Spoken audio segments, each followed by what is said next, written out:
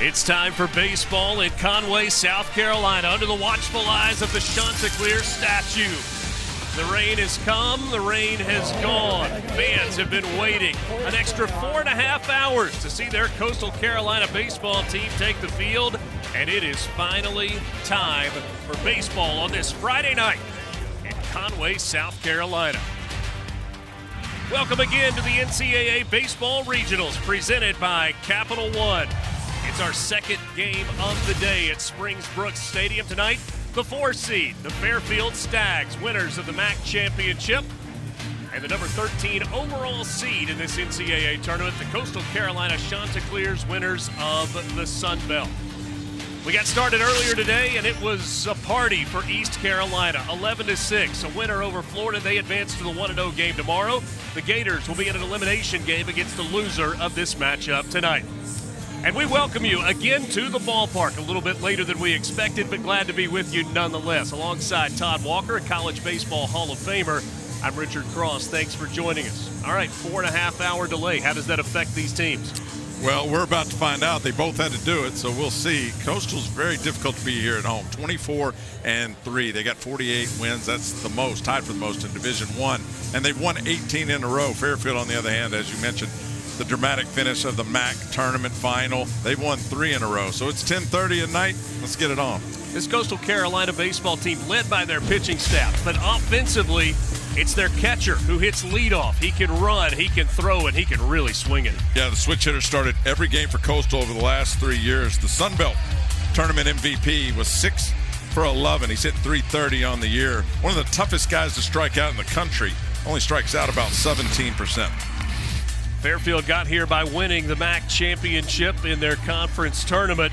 They are led by Dean Ferrara, top of the lineup, set the school record for hits a year ago, did it again this season. Yeah, most hits in Division I over those 2 years. Dean Ferrara is the senior from New Jersey. Broke the MAC and school record last year with 96 hits. He's got 98 this year.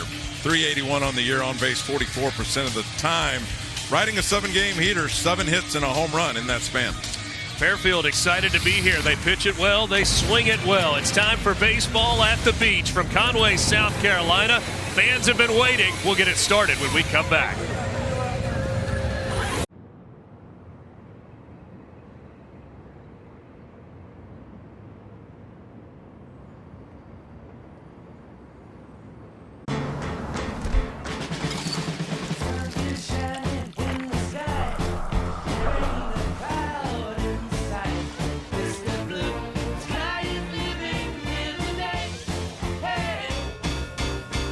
The new How to Train Your Dragon menu is now at BK. Get it before it disappears.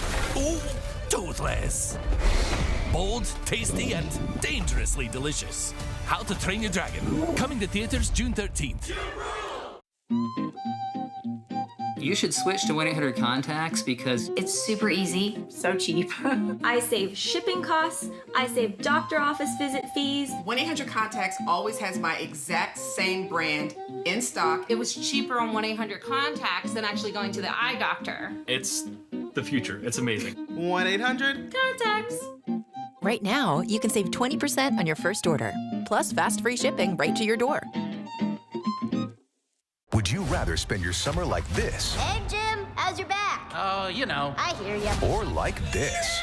What's happening? Welcome. Allow me to adjust your gravity. I'm fine. Gravity on. On June 20th, kick off your summer with Elio. Elio? Elio. You're more puny than I expected. I can say the same about you. These are the lava tunnels. And I am not fireproof. Just get in my mouth. Actually kind of comfy in here. Disney and Pixar's Elio, rated PG, June 20th. The UFL is the spring football league. More of what you love. The atmosphere, the intensity. Must see for every football fan. The United Football League. All season long on ESPN, ABC, and ESPN+. The Women's College World Series on the networks of ESPN. Big crowd here at Springs Brooks Stadium in Conway, South Carolina, ready for the nightcap. Coastal Carolina and Fairfield. We start with the lineup for the Fairfield Stags out of the MAC, the MAAC. Dean Ferrara at the top. We talked about him in the open. Back-to-back guys at 2 and 3 with Nomura and Bucciero, both with 14 home runs as a team, hitting .295. For a scouting report on tonight's starting pitcher for Coastal Carolina, Cameron Fluke, we go to his teammates. My name's Darren Horn. I'm Jacob Morrison. And tonight we're going to have the scouting report for our starting pitcher, Cam Fluke. All right, to start off, he's known for that big fastball. You know, hitters like to hit it, though. They hit it pretty hard. And then he's got that curveball he can't throw in the strike zone at all. Pops out of the hand, 75. I mean, I can hit that. Not having any luck with the women lately either, so... So yeah, you know how it is. Yeah, that's kind of the scouting report tonight, and make sure you go follow CC War Room on TikTok and Instagram. With friends like that, who needs enemies? That's right. Big boy Cameron Fluke does have a lot of friends. 6'6", 210 right-handed sophomore. 10 starts last year. This will be his 15th start of the year. 5.5 strikeout to walk ratio. Leads the team with 93 strikeouts in those 79 innings. 97 on the fastball. Got the 12-6 curveball and a little slider action, 2 different types of benders. Uses them equally, left-handers and right-handers. Although he's better against the right-handed hitters, 190 against. Curveball gets a whiff rate of pretty amazing, 57%. Kevin Schnall not bashful to tell us that they think Fluke can add a little bit of weight to that frame, and he's got a chance down the line to potentially be a big league pitcher.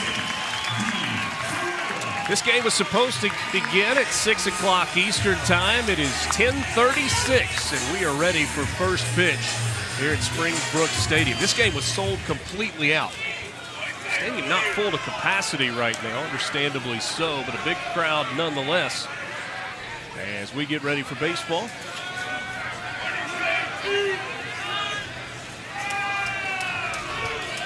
Bodine forgot his pitch communication. Okay, Bodine had to go get that, and now we are ready to go. Cameron Fluke on the mound, Bodine behind the plate, and Dean Ferrara stepping in to start things off for the Fairfield Stags.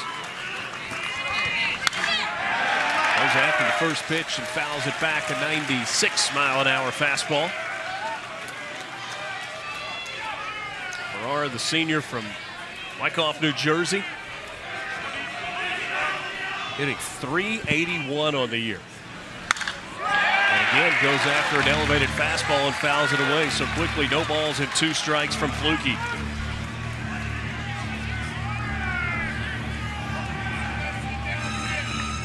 Fairfield in the NCAA tournament for the first time since 2021. Played in the Austin Regional that year. On the ground is second, fielded there by Barthol. Over to first. Thorndike in time, and there's one away. Fluke not messing around. 3 straight fastballs, pretty much right down the middle. Let's get after it. 96, 97 miles an hour. Gets the Division I leader in hits out to start this game. So Nomura comes to the plate now. Luke Nomura, junior from Maplewood, New Jersey. .331 average on the season. 14 home runs, 52 runs batted in.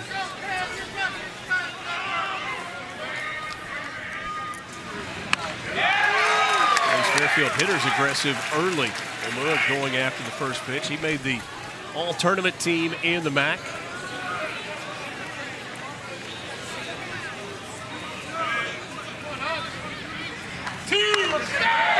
Nomura holds up there. The count evens at a ball and a strike. First one out of the strike zone for Fluke, and it didn't miss by much.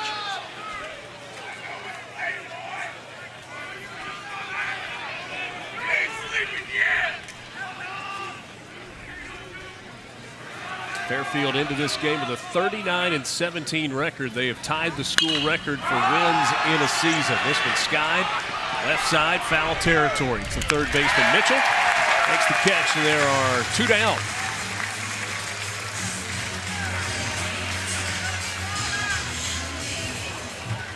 Alexander, Sykes, and Pato in the outfield. Mitchell, Dooley, Barthol, and Thorndike third to first on the infield with Bodine catching. And again, Cameron Fluke on the mound, going after hitters early in this ball game. A ground out and a pop out in foul territory. And now Matthew Bucciero comes to the plate for Fairfield. Buccieri late on the 97-mile-an-hour fastball. Swung through it. Man, it's got some late life to it, and I love what's going on right here. Don't show them anything else if you don't have to. You get one time through the lineup with predominantly fastballs, you're set it up for the second time through. Comes right back with 97 on the outer black in the count. Goes to 0-2. It's more of a big league philosophy, right? Try and get through the order the first time with just one pitch. Yeah. The 0-2.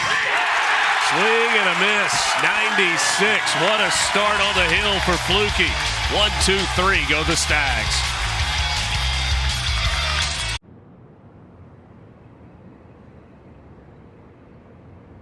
Fire it up. The all-new Dragon Flame Grilled Whopper is here at BK. Bold, juicy, flame grilled, and ready for adventure. Experience a new kind of flame at Burger King. How to Train Your Dragon, coming to theaters June 13th. Would you rather spend your summer like this? Hey, Jim, how's your back? Oh, you know. I hear ya. Or like this? What's happening? Welcome. Allow me to adjust your gravity. I'm fine. Gravity on. On June 20th, kick off your summer with Elio.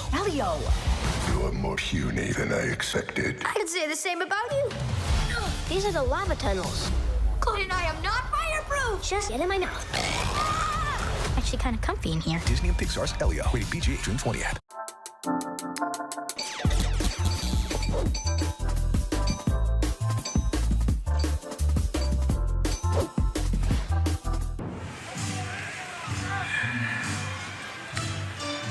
One, two, three, top of the first, and now Coastal Carolina coming to the plate in a scoreless game. We'll start with a look at the Chanticleer's batting order. Look especially at that four-hole, the cleanup spot with Blake Barthol leads the team in home runs and runs batted in, 12 driven in, 288 batting average as a team. And this Coastal Carolina order will be facing Ben Alexson, 9-1 on the year. For more on Alexson, well, let's go to his teammates. Hello everybody, I'm Blake Helmstetter with the Fairfield Stags. I'm Jimmy Mulvaney with Fairfield. Today we'll be covering Ben Alexson, aka Bezos, our starting pitcher. Now, Coastal might be a good team, so we decided to go with our worst guy. He's got really nothing to beat you with. He's low slot, submarine, about 90, 94, 95, touches a 6 here and there. Hitters, you see anything spinning, take it immediately. Literally nothing to beat you with.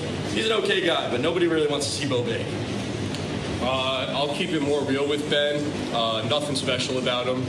Got a good changeup, that's about it. People say it changes lives. Personally, I hit it pretty well. I see it well. I think the main thing about Ben, it's all about his preparation. Tuesdays, he's always locked in. Those are his special training days. He's got the afro. I do not go out I don't know that anything that Ben Alexson's teammates said about him was true, other than the fact that he has the afro. Well, he's been pretty good. The Vermont Gatorade Player of the Year a couple years ago. He's making his 16th start, 6'2", right-handed sophomore. He's equally good against the lefties and the righties. By the numbers, he's been their best guy the last couple of years. Slider's real, 38% swing and miss on that pitch. Comes with a 91-mile-an-hour fastball. A little late life on it for strike one to Caden Bodine. Catcher batting at the top of the order for the Chanticleers.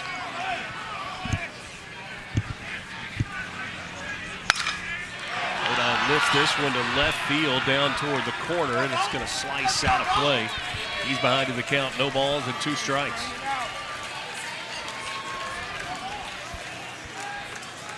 Haddon Heights, New Jersey, the hometown for Caden Bodine. This is a future big league catcher. An elite arm, defensive skills outstanding, and he runs well. Takes that one inside, and the count goes to a ball and 2 strikes. One of the things we'll talk about throughout the course of the game tonight, this Coastal Carolina team gets hit by pitches. They lead the country 150 hit by pitches this season as a team, including 15 times that Bodine has been hit by pitch. They have 4 guys with double-digit hit by pitches. I mean, I don't think I had double digits in my entire career. Pretty impressive. Bodine hits this one into the air, out to right field. Looser going back to the track, and he'll make the catch. A step shy of the wall. That's a loud out for Bodine to start this ball game, but an out nonetheless for Alexson. Heavy air here tonight. That ball was hit earlier in the first game. The ball's gone. put a charge into that one all the way to the wall. Lucier gets back and makes the play, but loud out to start this game for Coastal.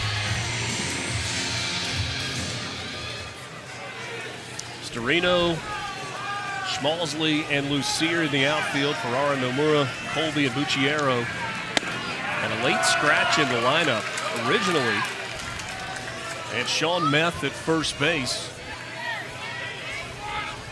He's not able to go tonight, so Bucciero moved in originally from right field to first base. They moved Lucier from left to right and put Storino out in left field.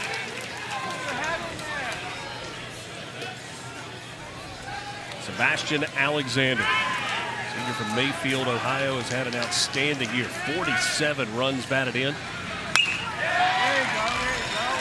He's one home run away from double digits on the season, 9 long balls this year.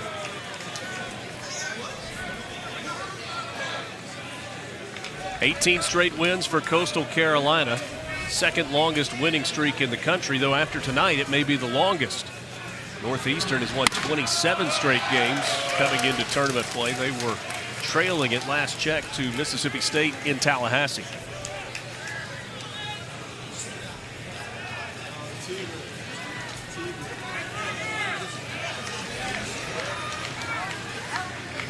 One ball, 2 strikes. I got some information. You ready? Yeah. I'm told that you played in 1,288 big league games and you were hit 16 times. Yeah, it's a focus that they do at Kentucky a few weeks ago. They do the same thing, you know, just your initial reaction when it's thrown at you, get out of the way, but don't need to there. That's a swing and a miss for the second out. That's a big out getting Alexander. He's got 25 bags. He's on base 43% of the time, and I think he's kind of the key to this whole lineup. And we talked about the slider from Ben Alexson, and there it is right there, just moving away from the barrel. Tight spin, looks like a fastball, gets Alexander for the second out. Perspective, by the way, there are 4 players in the lineup tonight for Coastal Carolina who have been hit more times this season than you were hit in your entire Major League career. Well, there it is again. There's another 161 on the year. Right on cue. Walker Mitchell leads the country. He has been hit 30 times this year. You know, and we talked to Kevin Schnall about that, and it's not leaning over, it's not getting your elbow over the plate, it's not moving into the pitch. It's just the fact that, you know, when you get something thrown at you, your initial reaction is get out of the way. And they just know coming in that if it's thrown, they're just not moving. And they stay in the box, and they get hit 161 times this year. That's incredible, this being the 60th game of the year for Coastal. And if you're going to get hit, that's the way to do it. That one just kind of grazed the arm. That's right. Well, I played kind of pre-armor days, too. So, I mean, you know, I was a left-hand hitter, right-hand thrower. I got popped in the right elbow. I'm out.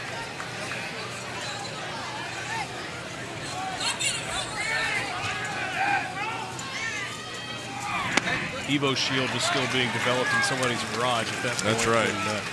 Yeah. So runner on first with 2 down in the inning, and Blake Barthol at the plate. 5'9", 185-pound junior from Allentown, Pennsylvania, from the left side. Which nips the corner for strike 1. Count evens, had a ball and a strike. Barthol, 12 home runs, 49 runs driven in this season. 48 victories this year, tied for the most in the country. Coastal Carolina won the regular season title in the Sun Belt and then followed it up with a conference tournament title. Beat Southern Miss in the championship game. You know, this hit by pitch phenomenon, too. Schnall kind of downplayed it, but I mean, it's incredible what's happened. But we talked to, you know, Nick Mingione over at Kentucky. They practice that in the fall. They throw wiffle balls at them. And, you know, they learn to just stay in there. Just off the outside corner, 2-1. Barthol ahead in the count.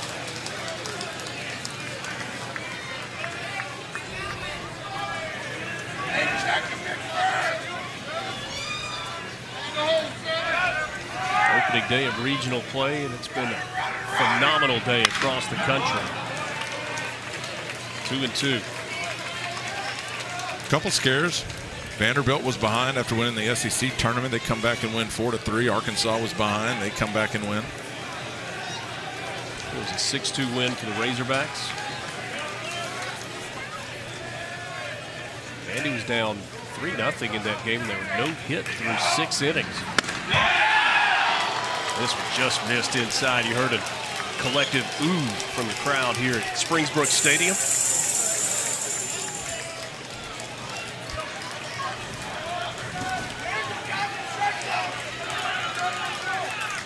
Alex is getting the pitch call through PitchCom from the dugout. Runner on first, 2 down in the inning.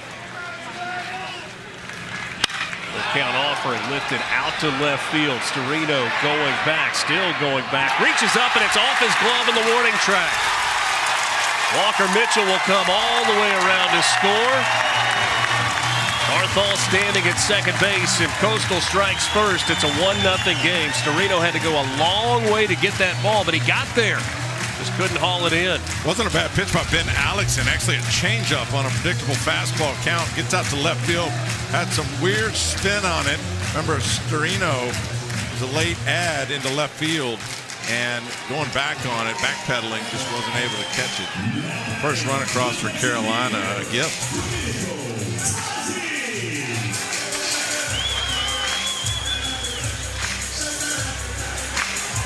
Coastal Carolina strikes first. That's an RBI double for Walker Mitchell. Excuse me, for Blake Arthal, his 50th run batted in of the year. And now Dominic Tazi comes to the plate. He takes high for ball 1.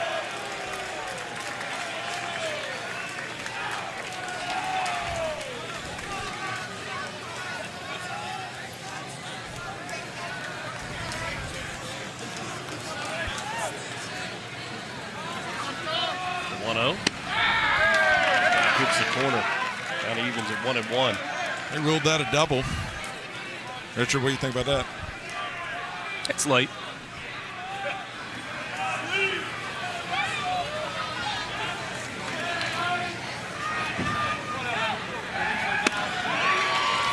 One ball, 2 strikes. Generally, the official score in the college game a little more generous, especially if it's an extra difficult play. Hey, I was a hitter. I love it.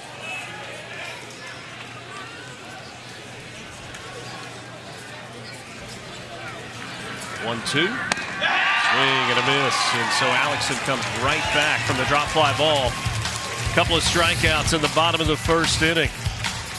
Arthal hit it deep to left center off the glove of Storino, and it's a 1-0 game after 1.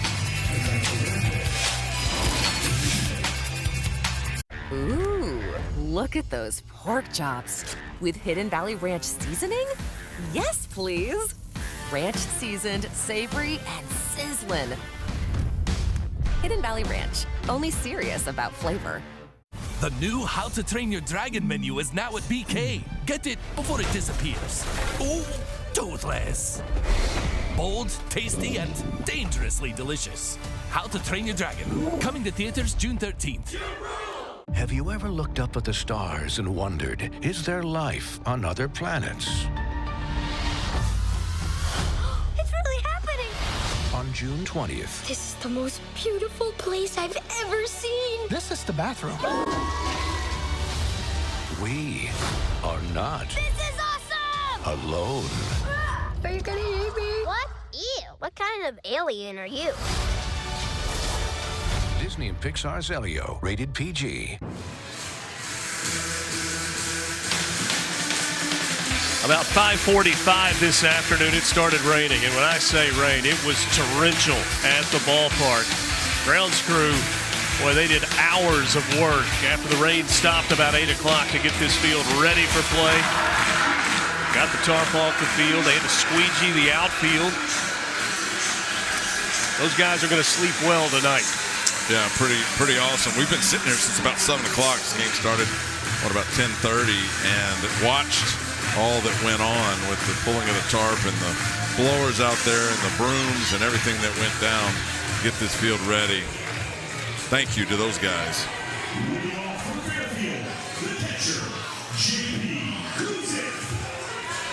Considering the amount of rain that we got, this field in really good shape.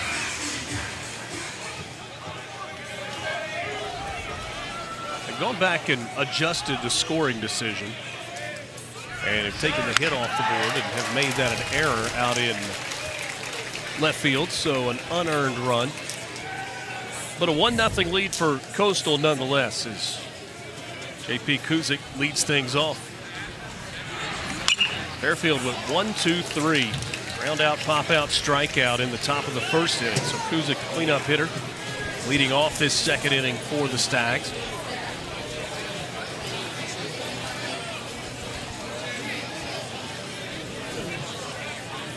Third regional appearance all time for Fairfield. All three of them have come under the current head coach, Bill Courier. This ball lifted out to right field. It is the second baseman, Barthol, going back, and you can see as he was running, splashes.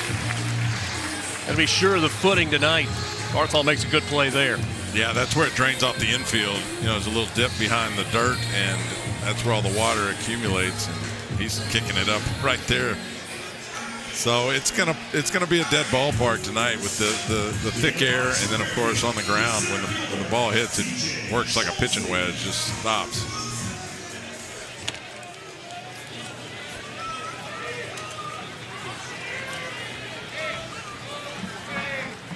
TJ Schmalsley now at the plate.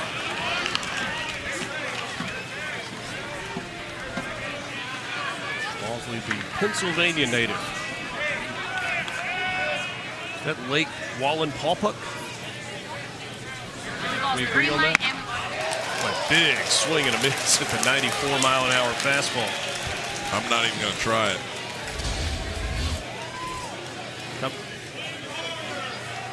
I mean, that's not quite that compact balanced swing you're looking for. If Schmalzy did get a hold of that, it would have gone a long way. Fouls this one away.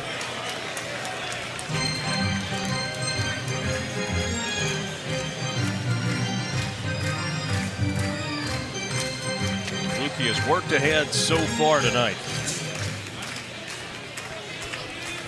Jacob Morrison at the top of this rotation being held for tomorrow's game. Pitched just at the top of the zone or just above the top of the zone. Bodine tried to pull it down and steal a strike. I think the official word from Coastal Carolina was that they wanted to keep Morrison on his normal rest. Unofficially, they really believe in Cameron Fluke, and they really like the idea of having their undefeated ace going in game 2. That's just me using context clues, though. No, I got you. Yeah, and Jacob Morrison's been really good this year, sub-2 ERA, but you're right, Cameron Fluke right behind him and had a great year also. There's a bender. Coming off the breaking ball to stay alive. True curveball. You don't see nearly as many of those. Slider is the breaking ball choice for the majority of pitchers in college baseball. But when you go not only curveball, but a curveball from a guy that's 6'6". Comes back with a fastball there, and he gets the swing and miss. Second strikeout by Fluke. I mean, just to come get it fastball, 96, 97 miles an hour. He used the fastball about 75% of the time, and why wouldn't you? I mean, it's got some high velocity behind it, right behind that curveball that you saw. But to your point, you know, we go through waves of what we believe in. Now it's a bunch of power and strikeouts are okay. And a part of the pitching deal is they want everything moving away from the barrel. So they don't love the 12-6 curve anymore. They want all the sliders, you know, the right-handers, and then, of course, the changeup that turns over to left-handers. But I do like the 12-6. I mean, it's hard as a hitter to be able to square that pitch up, and especially when it's got big bend on it. It's tough to find a contact point.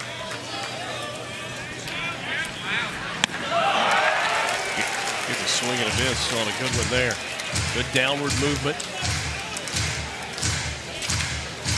No balls and 2 strikes to Tyler Kipp, the DH, hitting at even 300 on the season.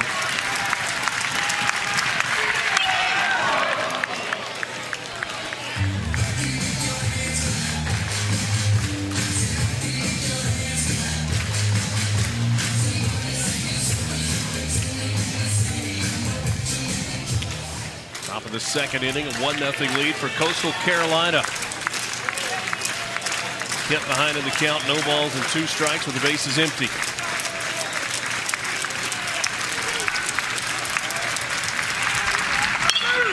This ball lifted out to left field. Alexander coming on. He'll reach up and make the catch, or I guess I should say reach down and make the catch. 6 up, 6 down so far for the Stags. It's 1-0 Coastal.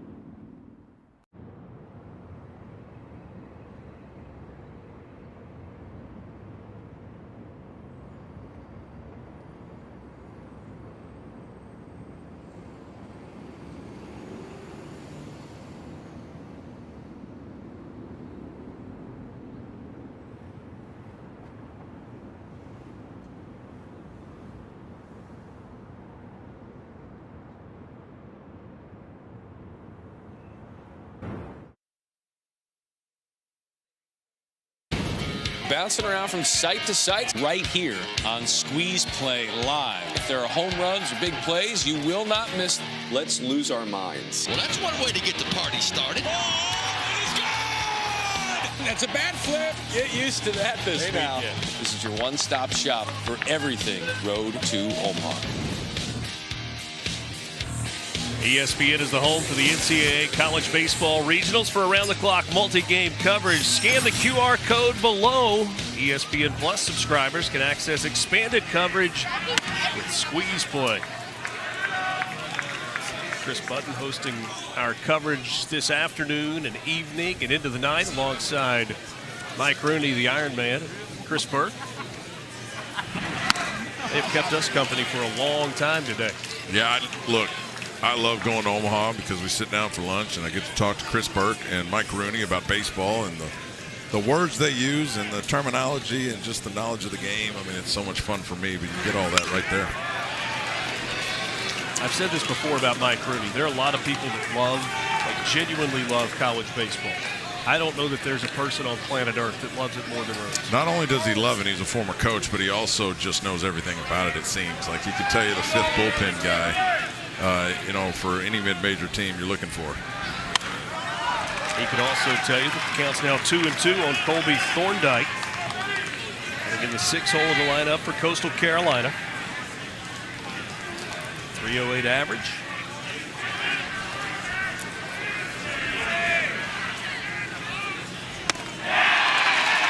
Strikeout there for Alexson. That's his 3rd punch out. 4 outs recorded so far.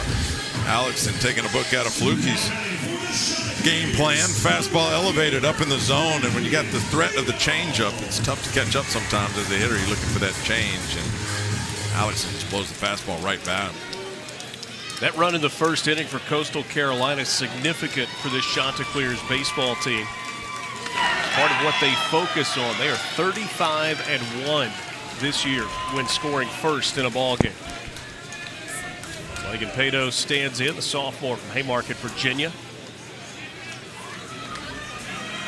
Right fielder at the plate with 1 down. And he lifts this out to left, a rocket, and Storino lost his footing, then it got by him. Pato hits the bag at 2nd. He's headed for 3rd. Here comes the throw. It's not in time. A head-first slide.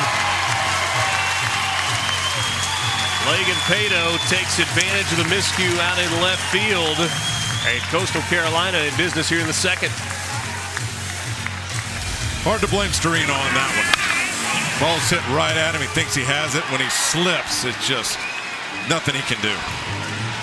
Feet come out from under him. Ball goes all the way to the wall. Lucky break for Coastal. There's a runner at third now with only one out. You asked me about the scoring earlier. That's got to be a triple. That's definitely a triple again for Storino out there. That's just, you feel sorry for him right there because, again, nothing he can do. Just slipped. I start for him in left field, but you're right. The playing surface in the outfield a little bit treacherous. We've seen that with guys trying to move quickly. Ty Dooley now at the plate for Coastal Carolina, the shortstop. Also hitting over 300, a .313 average on the year for Dooley. South Carolina native.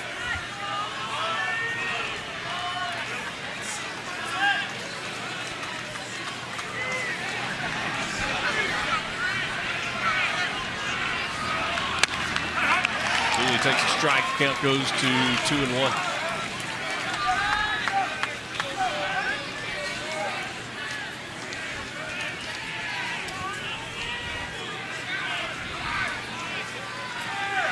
Five long balls on the year, 34 driven in for Ty Dooley.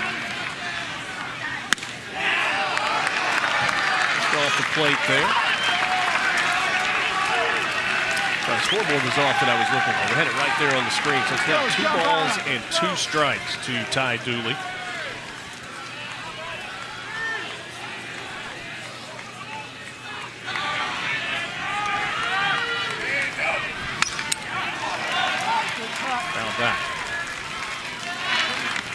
Alexson's a strike thrower. 75% of the pitches go for strikes. Only 24 walks on the season.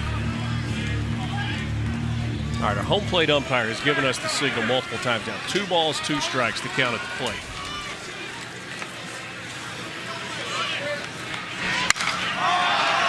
Popped up, foul territory, third base side.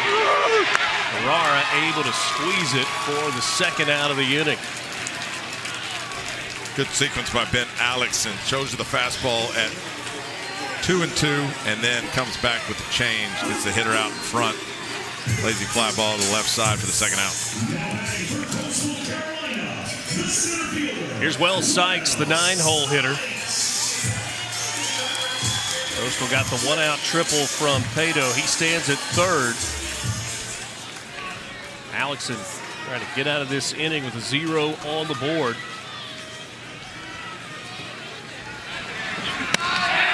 First pitch strike to Wells Sykes.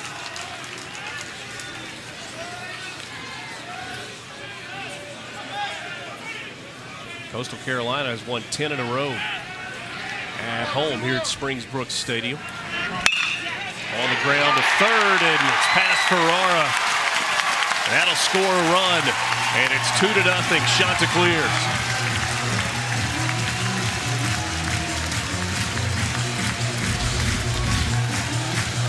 Ferrara, that is a top spin bullet that hits the lip and jumps up over his head. Once again, I don't know there's a whole lot that Ferrara could have done right there.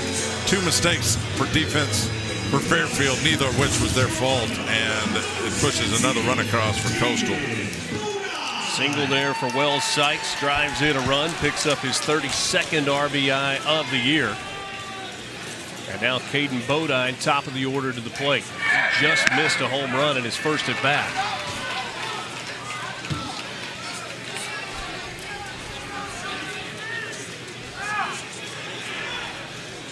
Fairfield's been a pretty solid defensive team this year. .976 fielding percentage, only 50 errors coming into tonight. They've only got 1 on the board, but not what you would call a clean start defensively. But again, just got struck by a couple bad luck plays right there. Again, as a third baseman, you'd like to get in front of it, but I don't know that he can do that in that play. Fastball strike there from Alexson at the knees, and the count, no balls and 2 strikes to Caden Bodine.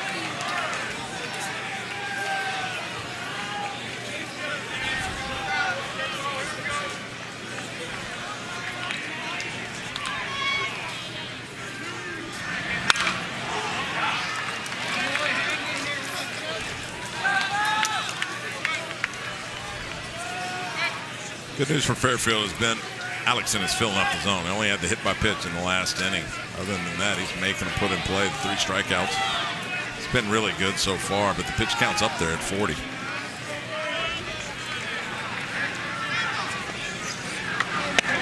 This one runs inside, nearly hit Bodine. Stop me if you've heard that before about this Coastal Carolina team. You got some 1 seeds playing at home tonight that are in trouble. Ole Miss trailing by a run to Murray State in the 8th inning of the Oxford Regional. Southern Miss down 11-4 to Columbia in the 9th inning in the Hattiesburg Regional. This ball fair down the first baseline. Kicks off the wall. Hitting the bag at third. Wells Sykes going to try to score. He gets to the plate without a throw, and it's 3-0 on the RBI double for Caden Bodine.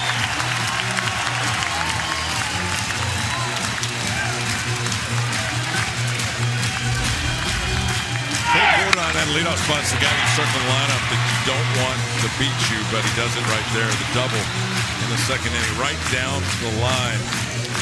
Lucier kind of hesitates a little bit. That allows the 3rd run to score for Coastal.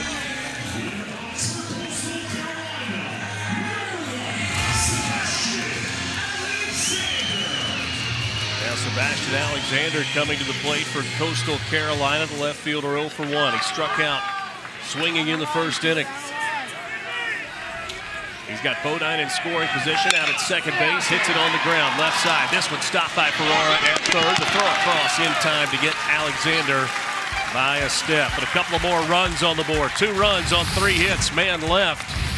After 2, Coastal Carolina in front, 3-0.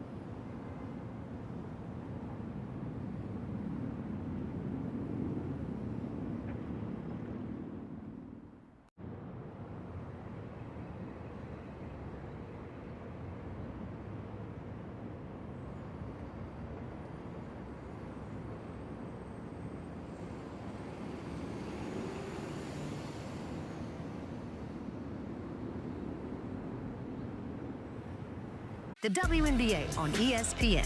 We can't get enough. The Women's College World Series on the networks of ESPN. Earlier today, it was East Carolina and Florida. East Carolina had a great performance on the mound from their starting pitcher, Ethan Norby. 10 strikeouts in the game for him. The offense was pretty good as well. Austin Irby had a big play defensively, and they got it done with the bat, too. 4-hit ball game for Irby as East Carolina advanced to the 1-0 game with an 11-6 victory over the Florida Gators. Man, Florida came in that game hot. 15 of the last 20 against SEC teams after they stumbled out of the gates. East Carolina also 4 wins in a row in their tournament and continued it today. I mean, they really swing the bats well. Scored 9 runs in the first 4 innings of that game. Ball and a strike down to Matt Lucier. Batting in the 7-hole. Fluky has retired the first 6 that he has faced in this game. For Fairfield, Alexson has thrown 43 pitches through 2 innings. For Coastal, Fluky coming into this inning, 23 pitches through 2 innings. And 20 for strikes. I mean, what an impressive start for Fluky.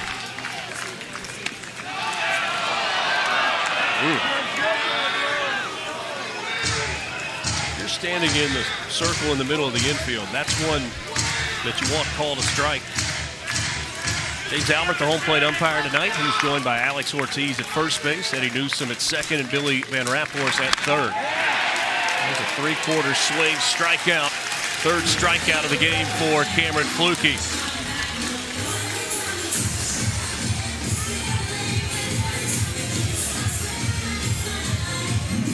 Head coach Bill Courier, 398 wins, now in his 14th season at Fairfield. Had a long run at Vermont before they shut down the baseball program. Went and served as a volunteer assistant for a year at Tennessee with another native Vermonter, Todd Raleigh, when he was the head coach there. He played for legendary Jack Leggett. He was an assistant coach with him at Western Carolina for a little while. Sixth-round pick of the Phillies back in the early 80s. Played outfield, little first base. Under him, Fairfield's won 4 regular season titles in the last 5 years. They came in second to Ryder this year, but beat Ryder twice in the tournament to get in. Facing the high heat there, back-to-back strikeouts in the third and 4 in the game for Cameron Fluke. Yeah, Cameron Fluke is feeling it now. You know, when you're hitting against this fastball and you see it up, it's closer to your eyes, so it's hard to lay off. But at 96, 97, it's also hard to catch up to. And right there above the waist, Nick Storino just not able to catch the handle. Second strikeout in a row for Cameron Fluke. Trying to have a clean first trip through the lineup. Nolan Colby in the 9-hole. Swings and misses at strike one, late on the 94-mile-an-hour fastball.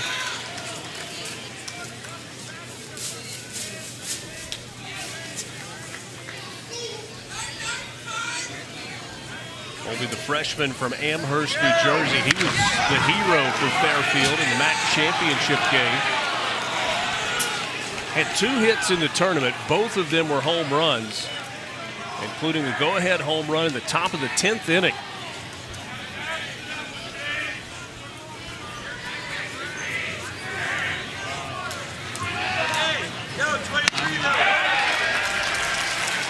.95 on the inside corner. It's a pretty dramatic deal for Nolan Colby in that tournament you just mentioned. He's the 9-hole. There were 2 outs in the top of the 10th, and he hits a home run to put them in. They wouldn't be in the field 64 without that hit. So Fluke reached back out a little bit more there at 97.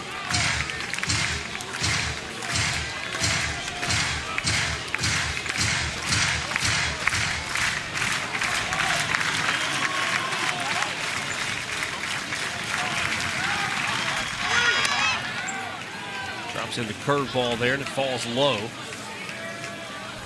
2 balls and 2 strikes now to Nolan Colby.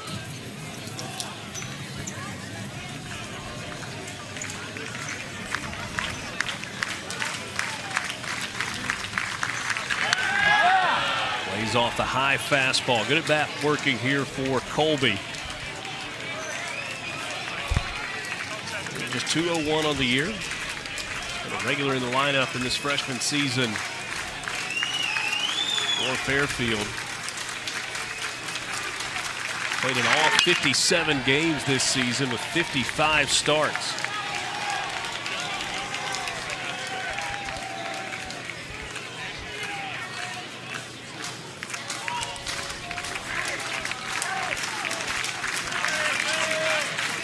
Another full count coming. 8th pitch of the at-bat. And another one fouled back by Colby. Good at battle going.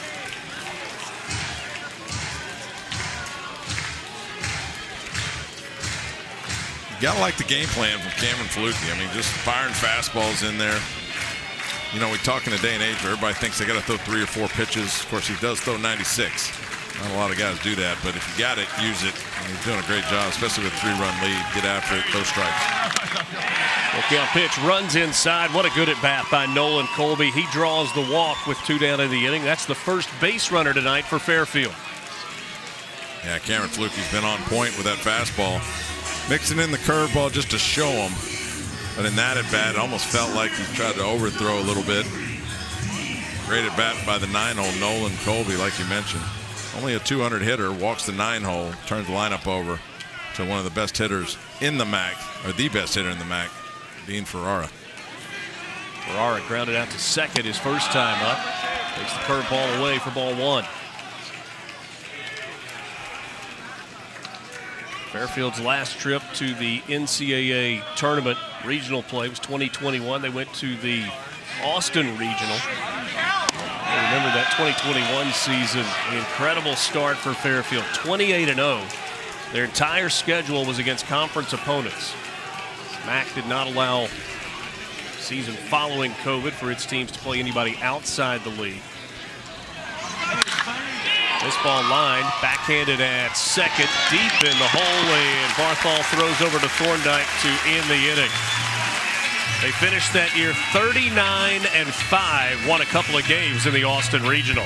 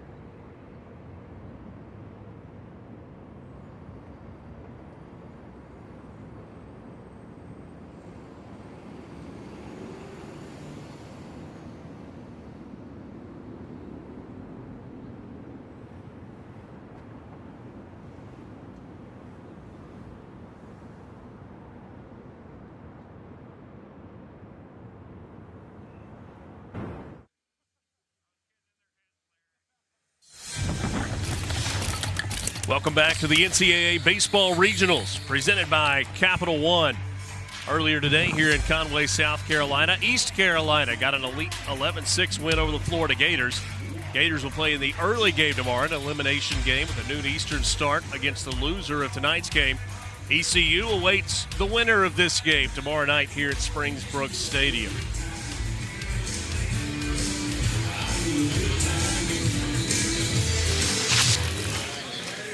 Bottom of the third inning, Coastal Carolina leading it 3-0, 3, 4, and 5. Mitchell, Barthel, and Tazi scheduled hitters to start things off. Mitchell hit by a pitch for the 30th time this season in his first at bat. Later scored in the first inning.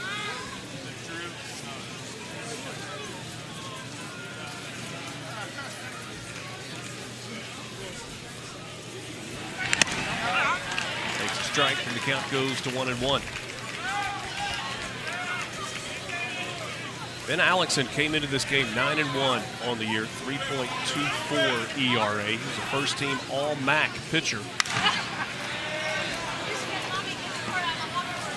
Yeah, you can see why. I manipulate that fastball in a couple different ways, the two-seam and the four. He's got the change-up, he's dropping curves on him again. High strike thrower at 70-75%.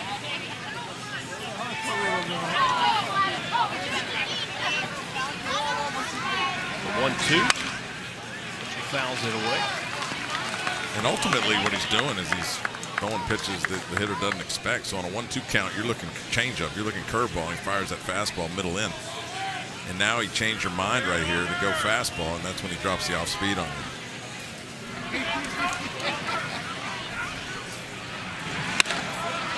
Two and two. Now to Walker Mitchell.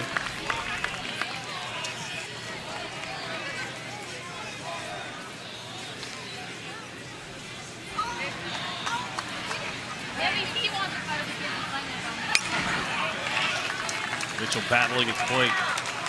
3 fastballs in a row from Alexson. Again, that changeup's a real pitch. Got the same arm action. Looks like the fastball. About 10 miles an hour slower, but he's electing to keep going fastballs here. Lead off this third.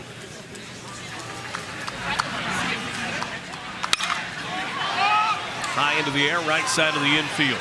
Over the second baseman, a few steps onto the outfield. Grass makes the catch. And he gets the first out of the inning. All 3 innings. First hitter has been retired. Kevin Schnall in his first season as the head coach at Coastal Carolina, 48 wins. That is the most by a first-year head coach at the school. 33 for Larry Carr back in 1978. Kevin Schnall replaced legendary Gary Gilmore. He is the Sun Belt Conference Coach of the Year this season. But he is a Coastal Carolinian through and through. I mean, he played here, hit 405 in 1999, was a 25th rounder from the Reds. Assistant under Gary Gilmore. Came 2001 to 2012, then came back in 2016, just in time for the national championship run. Went to UCF. You see Gary Gilmore's number retired, that number 14. Well, that would mean a lot out there because of what happened in 16. Now, Gary Gilmore contributed a lot more than just a national championship, but it's one of those memories that will never go away for Chanticleers fans. It's one of the most amazing things I've seen in baseball. Like, in this day and age, for a mid-major to get that done is incredibly impressive. And the way they did it, I mean, they went 6-2 at the College World Series. They had beaten Florida, lost to TCU, then had to make that run through the losers bracket, beat Texas Tech, TCU twice, and of course played Arizona in the finals and lost game 1. Came back and won 2 one-run games to win the national championship. 8 games in 11 days, and they got it done. Swing and a miss there. Barthol goes down on strikes. 2 down in the inning.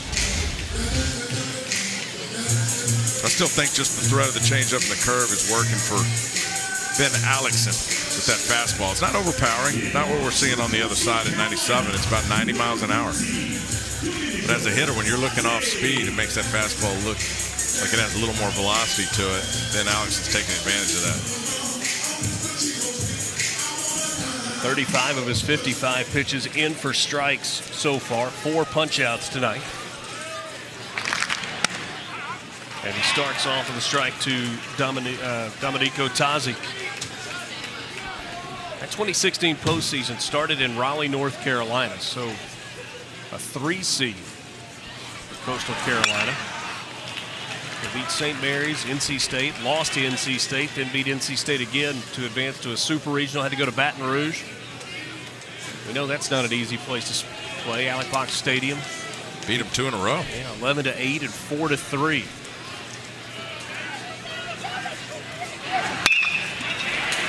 Ball up the middle. There's a base hit with 2 outs for Tazzi.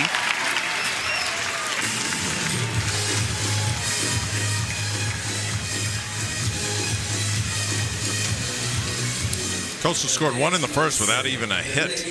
Got the hit by pitch in the air in left field. 3 hits last inning and then a hit in this inning with 2 outs. Dominic Tazzi pokes one through the middle of the infield. Alexson was able to get the first 2 outs in the first inning before hitting a batter and then having that error out in left.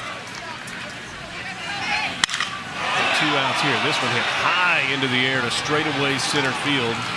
Mosley goes back just shy of the warning track and makes the catch, and that's a 0 on the board.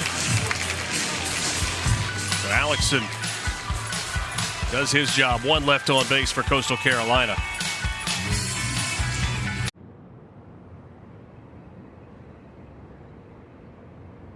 Juicy, flame grilled, and ready for adventure. Experience a new kind of flame at Burger King. How to Train Your Dragon, coming to theaters June 13th. We see plenty of summer days in triple digits, and we knew that the Trex material was going to be a little cooler, but was shocked how much cooler it is. Trex, the #1 performance-engineered decking and railing brand for your life outdoors.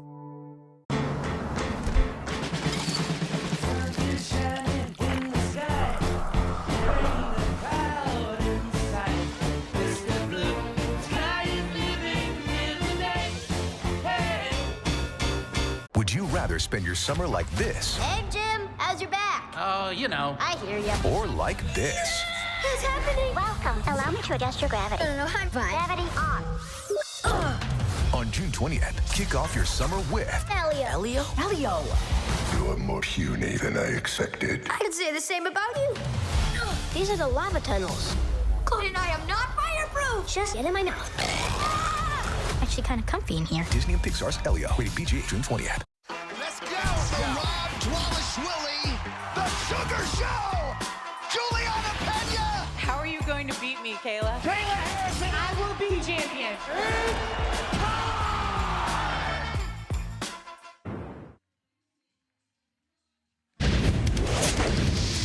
It was last Sunday when Nolan Colby stepped to the plate in the top of the 10th inning, batting with 2 outs in the 9-hole, and he drove one over the right field wall. That made it 7-6. They had to go out and hold. Little flare shot out to short. Nomura squeezed it, and Fairfield at that moment knew that they were headed back to the dance. It's amazing to me how that works, Rich. You know, you play 3 or 4 months. Ryder wins the regular season. Of course, Fairfield beat him twice in the tournament to get the automatic bid, but you play 4 months for a season, in about 15 minutes it changes. And it changed for Fairfield by scoring 1 in the top of the 9th and then 1 in the top of the 10th to get in that automatic bid, kick Ryder out. Fairfield knows that feeling. They've been the #1 seed in that tournament the last 4 years. Now coming in as a 2 seed, end up winning the tournament this year and getting here.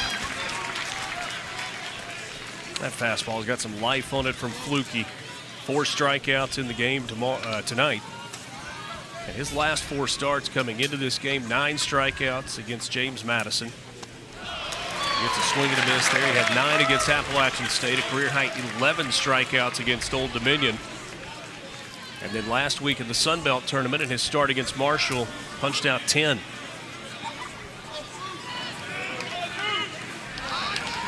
.39 strikeouts in his last 4 starts, and he's got 5 of them tonight. Swing and a miss there. You can keep up with all of the action this weekend that's going on in regional play by visiting NCAA.com. Scores and a whole lot more. That's NCAA.com.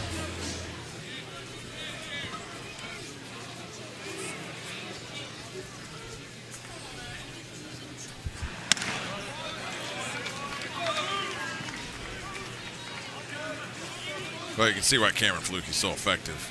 I mean, as a hitter, when you know a fastball's coming and you still can't put a barrel to it, that's a plus. And then that big, sharp curveball, I mean, you've really got to anticipate where that's going to end up over the plate.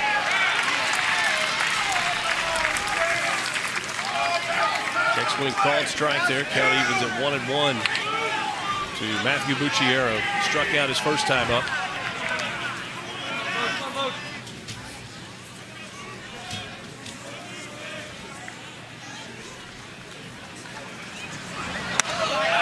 Curveball bend in for strike 2.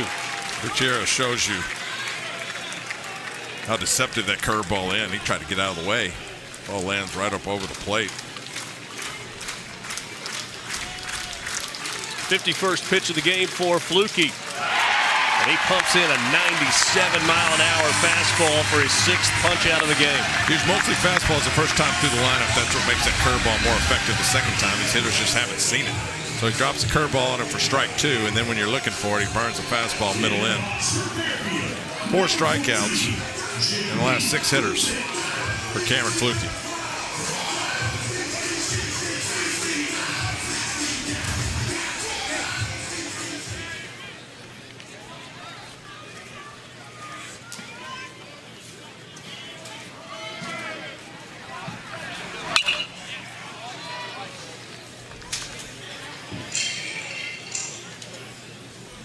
Fairfield's had 1 base runner tonight. Nolan Colby walked with 2 outs in the 3rd inning.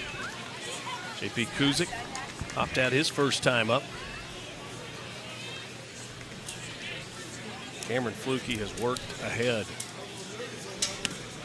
And he drops in a curveball for strike 2, and it's working ahead again. No balls and 2 strikes. That Southern Miss, a 1 seed, go down, losing to Columbia out of the Ivy League tonight. Got another 1 seed at home on the ropes in the bottom of the 9th inning. Ole Miss trailing Murray State 9-6.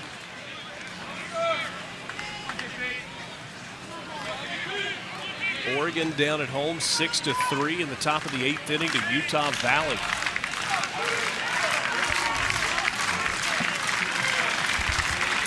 Surprising results on this first day of the tournament. 1 ball, 2 strikes. Kuzik fouls it off, stays alive at the plate. Saw some of the reaction online as the scores, people were kind of posting the score from our first game today, with East Carolina jumping all over Florida and cruising to that 11-6 win. Man, it was a hit parade. What did Florida use? 8 pitchers in that game. And I think Peterson just didn't have it to start. And of course, Ethan Norby on the other side was just dynamic. Kuzik fouls off another one. That one beat her at 96. Liam Peterson only lasting an inning and a third in that ball game earlier today. It's the troubles that Florida had early in the SEC schedule. They were 1-11 to start the schedule in the SEC, and then they cleaned it up. You know, they weren't walking anybody, throwing strikes. They've got some really talented guys, but it showed up again today how they played earlier in the season. 1-2 pitch out to second base. Another pop up. And once again, Fairfield goes 1-2-3. We'll visit with Kevin Schnall, the head coach of Coastal Carolina, when we come back.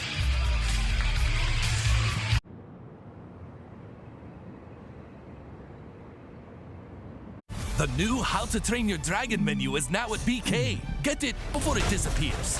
Ooh, toothless. Bold, tasty, and dangerously delicious. How to Train Your Dragon. Coming to theaters June 13th. Have you ever looked up at the stars and wondered, is there life on other planets? It's really happening. On June 20th, This is the most beautiful place I've ever seen. this is the bathroom. We are not This is awesome. alone. Are you gonna eat me? What? Ew. What kind of alien are you? Disney and Pixar's Elio, rated PG.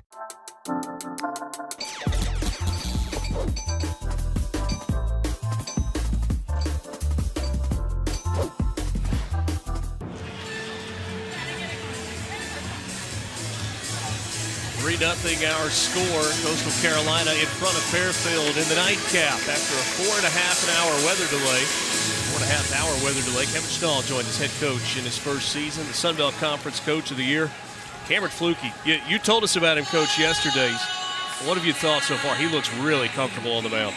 Well, they're very aggressive. I think it was 7 of their first 9 guys were aggressive first pitch swinging, but he's got a really good fastball. So, you know, right now they're struggling catching up with it. But he's a competitor and he's around the zone, and you see him now, you know, going to his breaking ball a little bit. And if he can start landing that, he'll be very difficult to hit.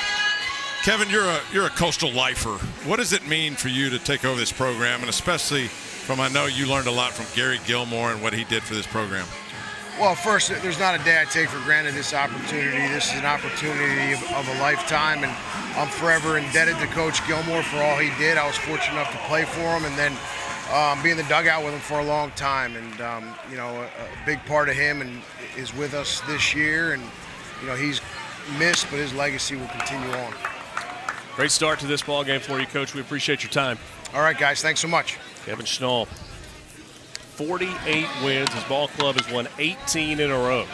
Coastal Carolina Hall of Famer. And first year as the head coach after all those years as an assistant. And you talk to Kevin, and I mean, he's with it, man. He knows everything about everything. He rattled off just about every stat that Fairfield had last night when we talked to him. And, you know, he understands the importance of playing at home. That's why they chose to do the night game, but also scoring early. You mentioned the stat. Was it 35-1 when they score first? They got a 3-run lead. 2 balls and a strike here to Pato. Count evens at 2-2. Thought it was funny. He told us yesterday he was at UCF. And Gary Gilmore brought him back, so they made a commitment to him. Strike 3 called outside corner. Pato goes away looking. Alexson painting right there. Yeah, I feel like Ben Alexson has kind of matched Cameron Flukie on the other side. Just a low fastball on the outside corner. And Pato just freezes up. A couple unlucky plays for Fairfield on defense has cost him a couple runs, but Ben Alexson's been good. 5 strikeouts now for Alexson in the ball game. Ty Dooley trying to lay down a bunt. If he kept it in fair ground, that would have been a great one, but pushes it foul. Gary Gilmore brought Kevin Schnall back to this Coastal program and said, look, you're going to be the next head coach here. I'm only going to do this for about 3 more years. When I'm done, we'll hand the reins to you. 3 more years turned out to be 8. Kevin Schnall, patient, though, through that process. Had opportunities where he could have gone and taken a job other places, but said he felt a pretty special connection to this place, and it was worth waiting. And also that Gary Gilmore had earned the right to walk out the door whenever he was ready.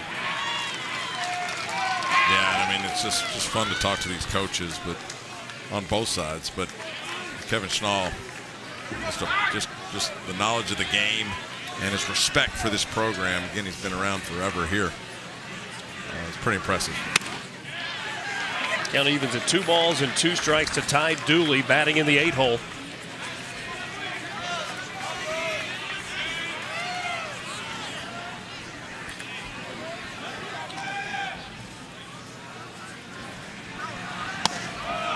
Everybody gets their name embroidered on their gloves. Did you see the glove on the side there for Alexson? We got to get a shot of that when he comes set again. Great camera work there. It's the stag. It's a big deer head with the Stag logo. Look at that. How cool is that? This ball hit in the air to left. Storino going back to the track. That ball is gone. Ty Dooley goes deep. Solo home run. That's number 6 on the year for Dooley.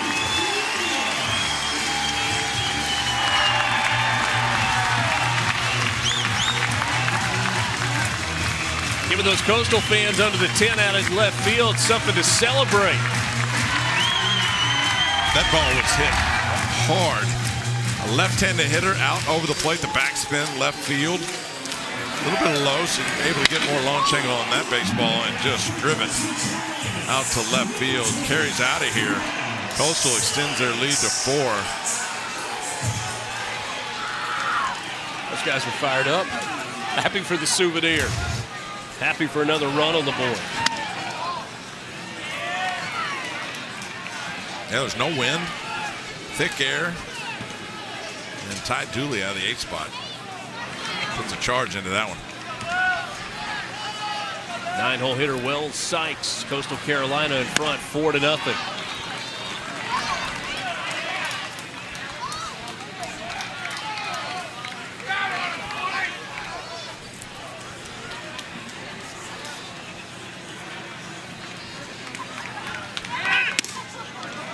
Just off the plate, 2-1.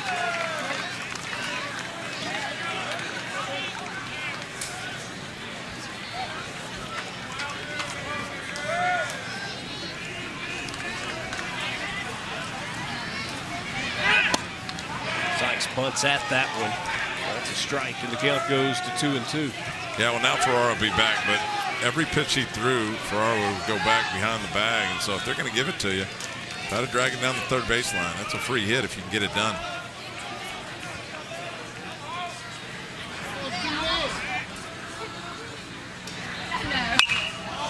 Two. This one skied behind home plate. Kuzik gives it a look. It's just over the net. Murray State gets their first NCAA tournament win since 1979. They beat Ole Miss 9-6 in Game 2 of the Oxford Regional, the night game. You followed Ole Miss all year long. Does that surprise you?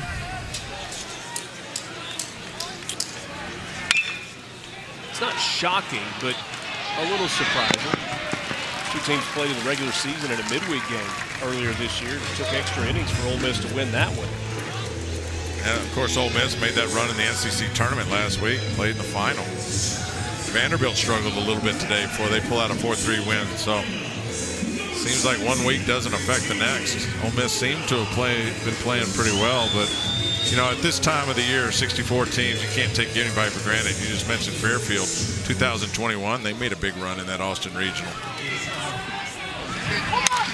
This ball lifted out to right field, coming on, diving for it, and making the catch is Lucier. He robs Bonine of a base hit. Big-time defensive play. How about Ty Dooley, left field. Fourth run across for Coastal Carolina, 6th home run. They lead it 4-0.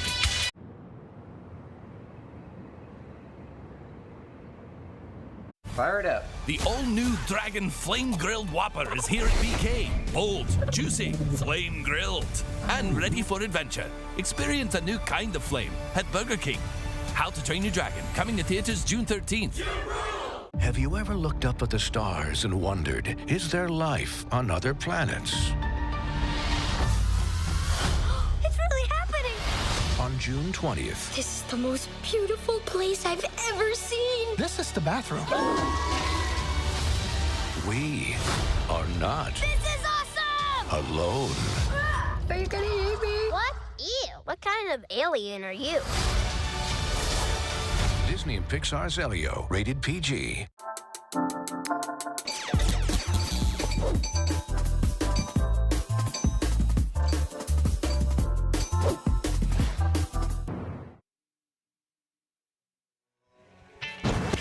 Well, we knew Coastal Carolina's identity was on the mound, but wow, how about Cameron Flukie in this game? 57 pitches, 6 strikeouts, only 1 walk, no hits, electric fastball, 96-97 above the waist, and a hammer. 12-6 curveball using 2 pitches, and he has just blanked Fairfield so far in this game. And he's got a 4-run lead to work with. Lead that was extended thanks to the solo home run. Ty Dooley down in the 8th hole. Run in the first, 2 in the second, 1 in the 4th as we go now to the 5th inning. Approaching Saturday, at least on the clock. Late Friday night, 11:48 here on the East Coast. We had the first run of all of the regionals scored here today when ECU put a couple of runs on the board in the top of the first inning against Florida. There aren't going to be many games that finish after this one does, including on the West Coast. This ball hit out toward left center. Long run for Alexander. He's not going to get there. Ball hops into the warning track, and that is a leadoff double for TJ Schmalzley. Schmalzley was 0 for 1 before that. The center fielder notches the first hit of the game for Fairfield. Yeah, they're finally on that fastball, middle in. Schmalzley gets the barrel out in front, rips it into the left center gap. And finally some life for the Stags here in the 5th inning.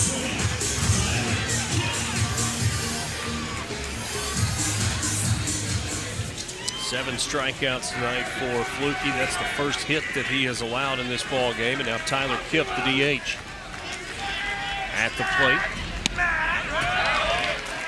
Kipp takes strike 1, dropping that curveball in.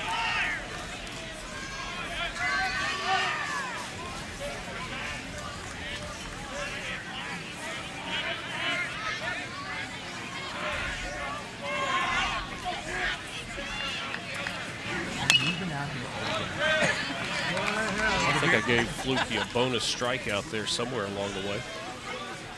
Only 6 officially for him tonight.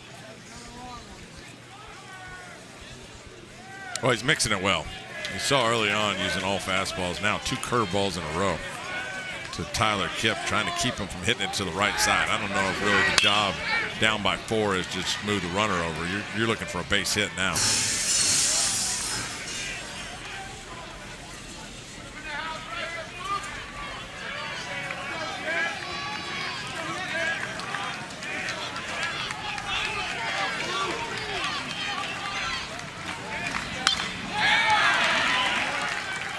Kip staying alive there at the plate.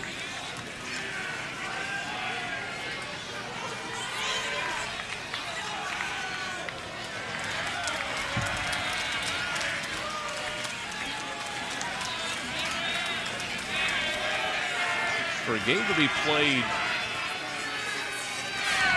in a regional, it's got to start before 11 o'clock local time. Just kind of look at the games that were remaining. Not many of them left. Rhode Island and Dallas Baptist in Baton Rouge are slated for a 10:59 Central first pitch at Alex Box Stadium. They've had to pull that a couple times in Baton Rouge. LSU's had to start right about that time. Check swing, and Kip able to hold up there. Yeah, Count goes to 2-2. Great job by Bodine blocking that ball. You really got to trust your catcher to try to go for the swing and miss on this one. And Bodine gets it down and keeps it in front. Prevents the runner from getting over third.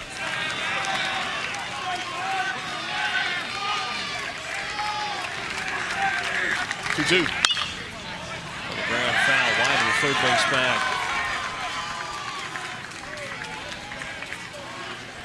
They're in the 8th inning in Chapel Hill. Oklahoma leading at 7-3 over Nebraska. Utah Valley still with the lead over Oregon, 6-4 in the bottom of the 8th. Just about to go final in Los Angeles with Arizona State getting a win over UC Irvine. And Mississippi State about to close out Northeastern in Tallahassee. This ball out into center field, dying fast. That's a base hit. That's going to score a run. Schmalzley comes around, steps on home plate.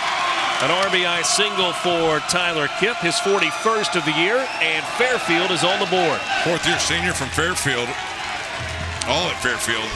23 starts last year for Tyler Kipp. 2 base hits in a row off Cameron Flukie. Second time through the order. They've seen that fastball now, able to time it up. And 2 pretty hard hit balls here in the 5th. That snapped a streak of 14 1/3 scoreless for Cameron Flukie going back to the game against Old Dominion. Final start of the regular season.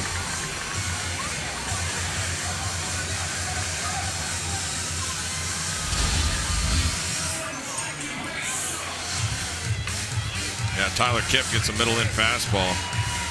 One thing about Flukie is he's putting it above the waist. He's not keeping it low enough to get any ground balls. Anything up in the zone, it's going to be either a line drive, a pop-up, or a home run.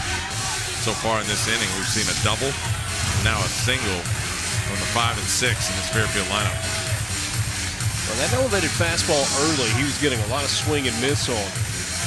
Well, they just haven't seen it yet, so you know the timing's off. But I've always said, like, the more a hitter faces a pitcher, more it becomes a hitter's advantage because you see the tempo, the timing, the release point. You kind of get an idea of the sequence that he's going to throw. And second time through the order, it's a little more difficult for a lot of these pitchers. Bunt popped up. Bodine sliding on a knee. They get style points making that catch. First out of the inning.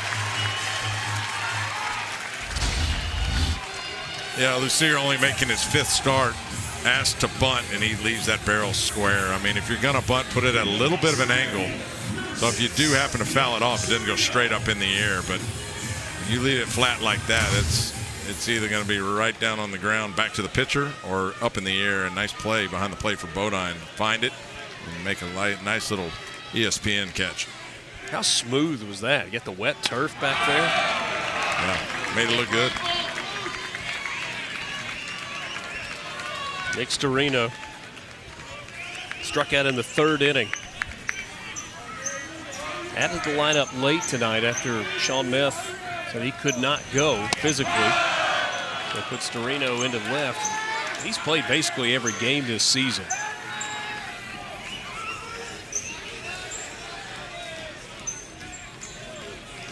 .35 driven in on the year, hitting .268. 2 balls and a strike down to Storino as he fouls back. Now you see Flukie trying to make a conscious effort to keep the ball lower in the zone. Lost a few miles an hour by doing that, but at least it'll keep the ball out of the air.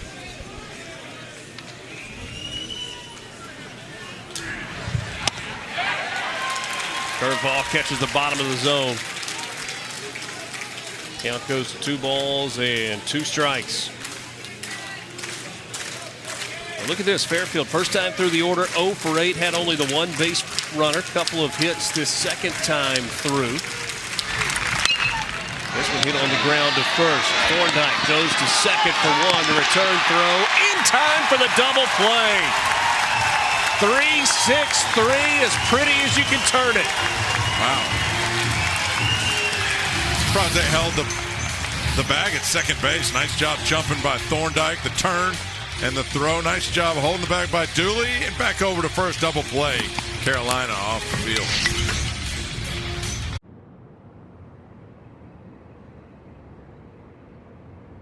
Fire it up. The all-new Dragon Flame Grilled Whopper is here at BK. Bold, juicy, flame grilled, and ready for adventure. Experience a new kind of flame at Burger King. How to Train Your Dragon, coming to theaters June 13th. Have you ever looked up at the stars and wondered, is there life on other planets? It's really happening. On June 20th, This is the most beautiful place I've ever seen. This is the bathroom. we are not This is awesome! alone. Are you gonna eat me? What? Ew. What kind of alien are you? Disney and Pixar's Elio, rated PG. The WNBA on ESPN. We can't get enough. The Women's College World Series on the networks of ESPN.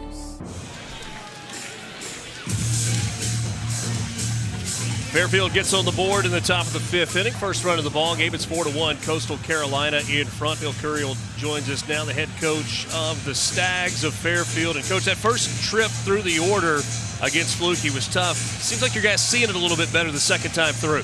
Yeah, well, he's hit 97 the first round, and you know, I think it was a little tough catching up to it, but he's down a little bit. We're, you know, second time through, we're getting some better swings and obviously a run and a couple hits that inning. Coach, tough field conditions for a couple of those runs, but you got to like the way Ben Alexson's been throwing the ball. We have. Ben's been throwing the ball well.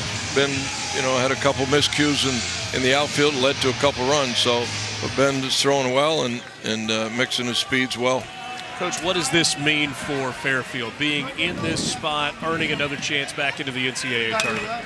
Well, it's great to be in it. Certainly, we expect to be here every year, but it doesn't happen that way. Like maybe Coastal's been here, but the guys are pumped up and ready to go and show what we got, and it's always grateful to be here. Coach, appreciate your time. Wish you all the best. Thank you. Bill Curriel. What a career he has had at Vermont and here at Fairfield. Stags have been to the regional play 3 times, all time. All of them under the leadership of Bill Curriel. Enjoyed our visit with him yesterday. You can tell he's a baseball lifer. Played the game. Drafted, as you talked about earlier, by the Phillies organization in the 6th round. This ball lined out into center field. That one hot off the bat of Mitchell.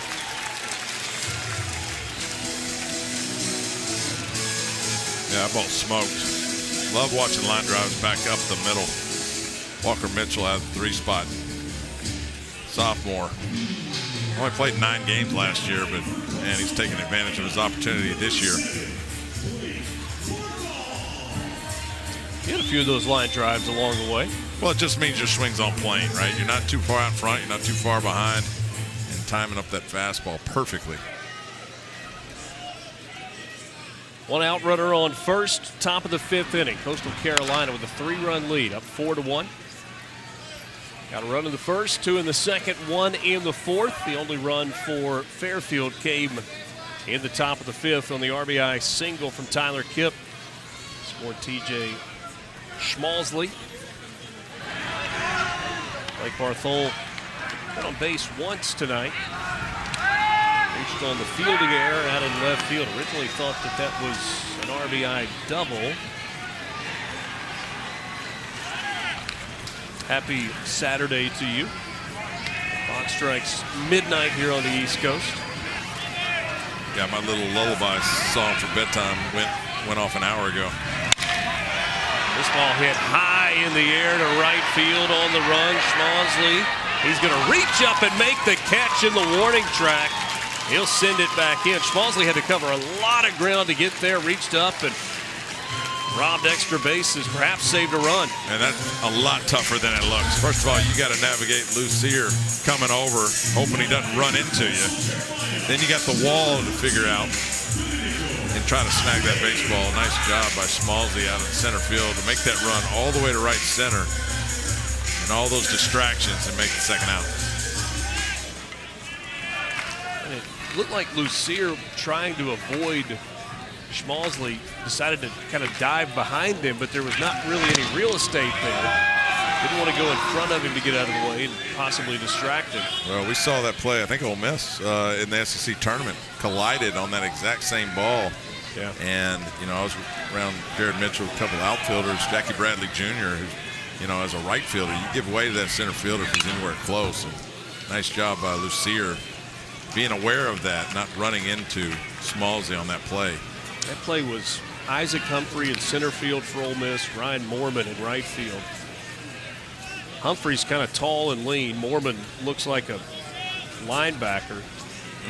And, I mean, it looked like a car collision when the two of them ran. I mean, you had hats, gloves, sunglasses, ball just flying in all different directions. It was bad. That's why I say that play it made it look a little easier than it actually is.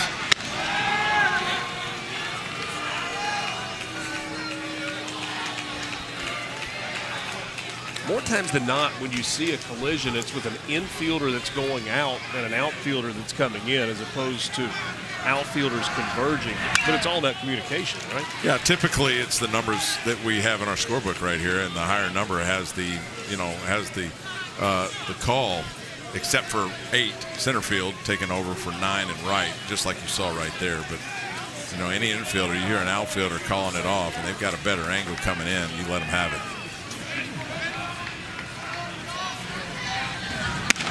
Interesting. I've never heard it described that way before. That makes a lot of sense. Pitcher, you know, in terms of scoring, pitcher's number 1, and everybody can call the pitcher off on a fly ball. He's low on the totem pole. That's right. And then, of course, you know, if the shortstop calls it 6, third base 5, gives way.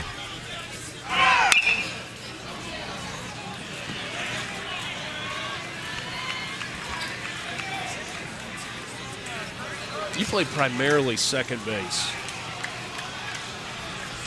What was the kind of the dividing line for a ball that you wanted to go get going out versus a center fielder or a right fielder that was coming in? When you're running out, first thing you're doing is listening for an outfielder to call you off. If you don't hear anything, you just keep going. I had a huge collision with Todd Helton and Larry Walker in Colorado. Oh. Down the right field line. Yeah, same thing you just talked about. Those are not small guys. No, shrapnel everywhere. And, yeah, it's not fun. I hit Adam Dunn in Cincinnati also. So, I'm choosing the wrong guys to collide with. But if you don't hear anything, you keep going. Communication's huge in all those plays. Strike 3 called, outside corner. Tazi goes away looking. Still a 3-run ball game. We head to the 6th. Coastal Carolina 4, Fairfield 1. Stags try to cut into this deficit when we come back.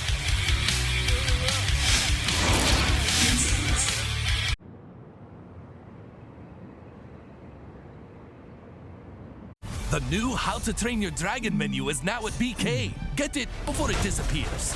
Ooh, toothless. Bold, tasty, and dangerously delicious. How to Train Your Dragon. Coming to theaters June 13th.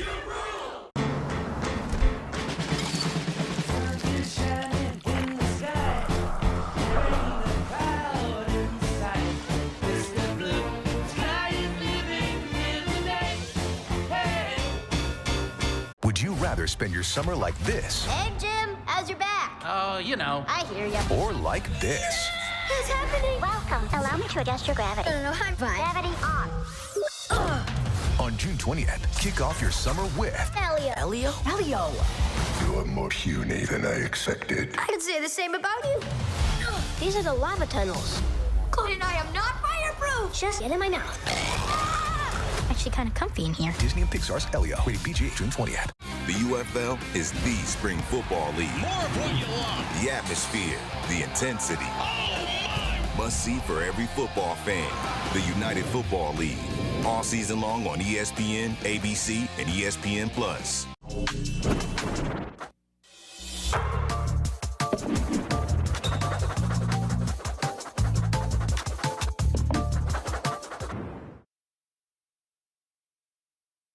Welcome everyone to Omaha, Nebraska, home of the College World Series. 'Cause here I come, I wear it all on my sleeve, so everything you see shows you where I'm from. Bolts back and makes the catch! Somehow hung on! Back-to-back checks! More, more, more! Can you believe? Season began on Valentine's Day, February 14th. 300 teams across the country with the dream of making it to TD Ameritrade. It's great. Great time of year. 30 conferences play Division I baseball. Only 2 represented last year. The ACC had 4 teams in Omaha. The SEC had 4 teams. SEC has won 5 national championships in a row.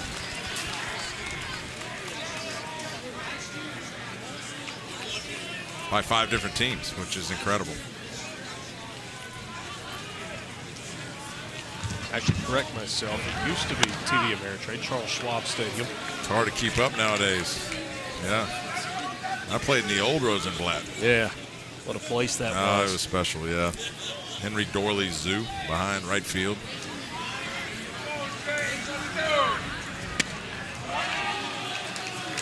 The support that the College World Series gets in Omaha, locally, and the way fan bases look forward to making that trip, getting the burger at Blatt's, getting the milkshake at Zesto's,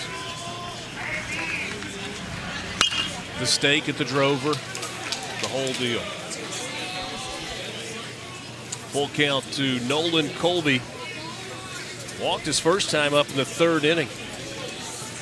Fairfield down 4-1 here, top of the 6th inning, full count to Colby. Colby hits this one to right field. That one is well struck. That ball is gone. Stay hot, Nolan Colby. Couple of home runs in the MAC tournament. He's got one now in regional play, and that makes it a 2-run deficit. Cameron Fluke looking a little vulnerable here in the 5th and now the 6th inning. Was dominant through 4. Gave up 2 base hits to start the 5th, the run, and then now to start the 6th, the home run by the 9 spot, Nolan Colby, the hero that's actually got Fairfield into the field of 64 with that home run in the 10th inning of the MAC final. And that ball smoked to right field. No doubter. How good was that swing, too? Yeah, it's compact, man. 9 spot. It's only the 5th home run allowed by Fluke this year. His 80th pitch of the game coming up. Season high was 100 at Texas State earlier this year.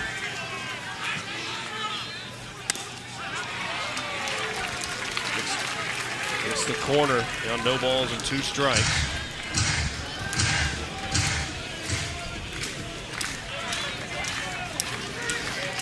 In Ferrara, 381 average on the year. A couple of ground outs to second. And he goes down on the curveball swinging. That's a big out. After the home run in Ferrara, again, leads Division I over the last 2 years with the most hits. 96 hits last year. He's got 98 on the year this year. 0 for 3 tonight. They've kept him off the bags, which is huge.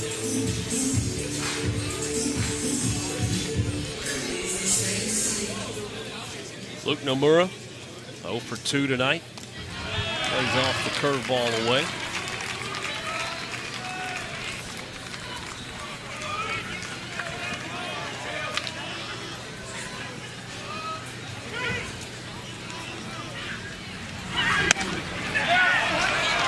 How about the story out of the Corvallis Regional today where the top 2 seeds go down? First of all, it was Southern Cal winning an NCAA tournament game for the first time in a decade. They beat TCU 13-1.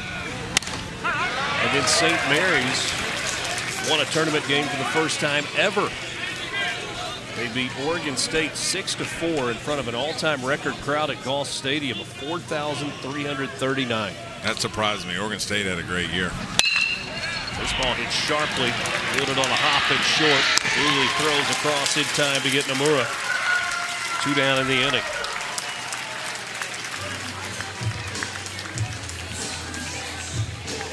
That'll bring Matthew Bucciero to the plate. Bucciero tied for the team lead with 14 home runs. Solo home run to lead off the inning for Nolan Colby, his 6th of the year, and his 3rd in the last week.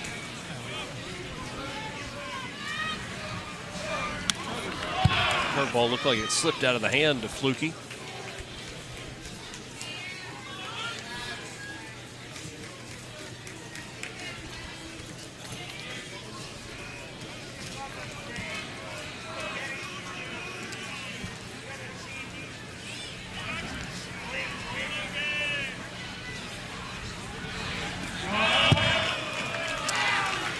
Yeah, he's not as sharp now. The curveball was spinning tight over the zone. First 4 or 5 innings. Now missed badly with that curveball twice. May have slipped a little bit, but it's starting to show a little fatigue here at the 87 pitch mark. Georgia hit 5 home runs today in Athens. Shocker. 20-4. Georgia over Binghamton. Puts them over 140 for the year, I think.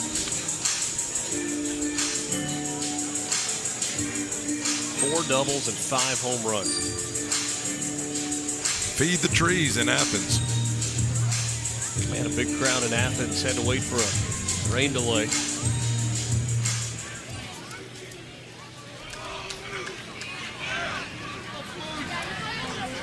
Bucciero ahead in the count 2-0, and he lines this one out to right field, and that's going to be caught by the right fielder, Pado. What a catch. On a dead sprint, full extension, Pado robbing Bucciero of extra bases.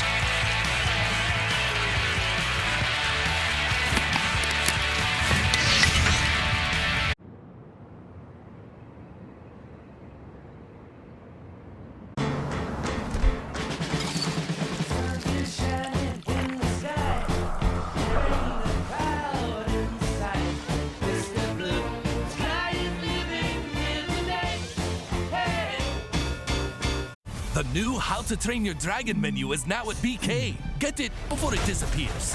Oh, toothless. Bold, tasty, and dangerously delicious. How to Train Your Dragon. Coming to theaters June 13th. Have you ever looked up at the stars and wondered, is there life on other planets? It's really happening. On June 20th, This is the most beautiful place I've ever seen. This is the bathroom. we are not This is awesome! alone. Are you gonna eat me? What? Ew. What kind of alien are you? Disney and Pixar's Elio, rated PG. The UFL is the spring football league. More of what you want. The atmosphere, the intensity. Must see for every football fan. The United Football League. All season long on ESPN, ABC, and ESPN+. The WNBA on ESPN. We can't get enough.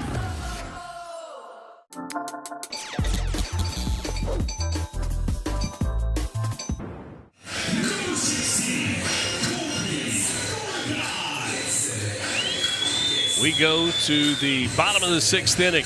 Conway, South Carolina, day 1 of the Conway Regional. Trickled into day number 2. 4.5-hour rain delay. This game was scheduled to begin at 6 Eastern. Had a 10:36 first pitch. Big line of thunderstorms made its way through Conway and Myrtle Beach, and then slipped right on out into the Atlantic Ocean. A while to get the field ready. Colby Thorndike leading things off for Coastal Carolina. 6 in the order. 0 for 2 tonight with a strikeout and a flyout.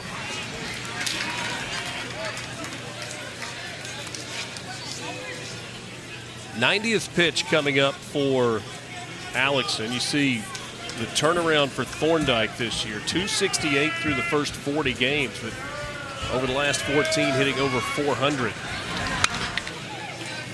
All in 2 strikes. So 90 pitches so far from Ben Alexson. Knew the numbers were good coming in. What do you make of his outing? Well, he's mixed his pitch as well. I mean, those 90, and in this day and age of college baseball, that's not very high velocity, but he's able to mix in that changeup and the curveball. Battled some adversity behind him. You know, I mean, I don't know that he would have given up too many runs in this game if it weren't for a slip in the outfield and then a bad hop on the infield. But he's been really effective. 2-2. Now 3-2. Fastball ran away there. Oregon trying to come from behind in the bottom of the 9th inning. They trail Utah Valley 6-4. Have got runners at the corners with 1 out. Out in Eugene. Full count pitch gets away. Thorndike earns the leadoff walk here in the bottom of the 6th inning. That's the only walk by Ben Alexson in this game. Hit by pitch back in the first 3-hole. That gave up 1 run. But again, been accurate, keeping these hitters off balance. Tough blow in here in the 6th to lead off the inning with a walk. 7, 8, 9 coming up.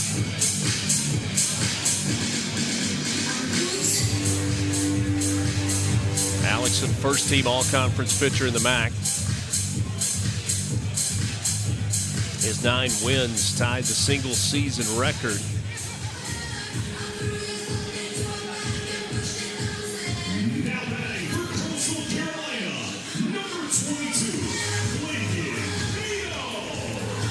As a senior in high school, Alexson, you mentioned this earlier, was the Vermont Gatorade Player of the Year. He had a 1.36 ERA with 88 strikeouts in 36 innings.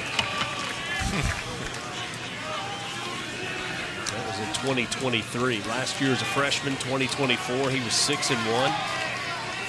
9-1 this year, 15-2 as a starter in college baseball for Ben Alexson.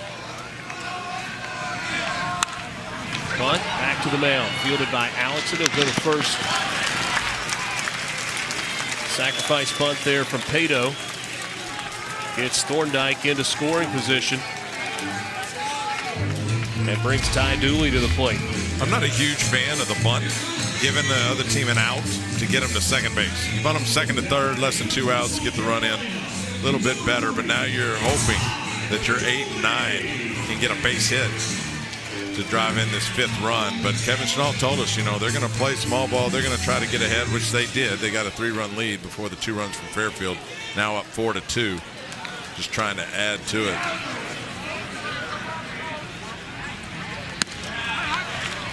First pitch strike to Ty Dooley. Had a solo home run in his last at bat. 6th of the year. That was in the 4th inning. At that point, it was a 3-0 game, made it 4-0.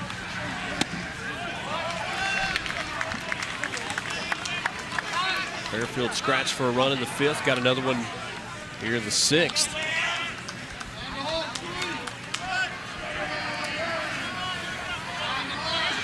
Alexson closing in on 100 pitches. This number 98, first to spin and a fake to second. You can do that once during an at-bat.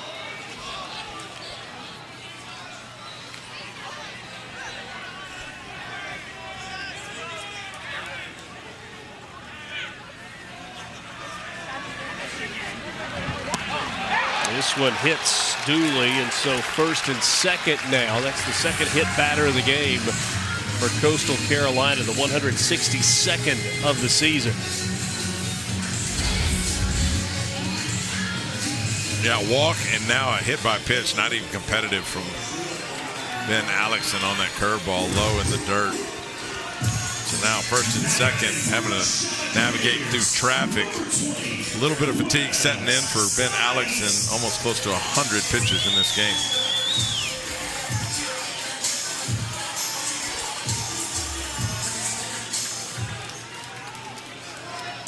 They'll stay in for now to face Wells Sykes, the 9-hole hitter. Sykes 1 for 2 with an RBI single and a ground out. First pitch strike nips the corner.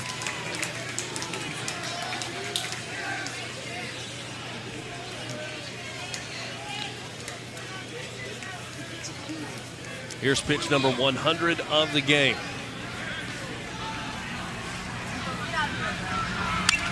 And it's fouled back. Now the count goes to no balls and 2 strikes to Wells Sykes.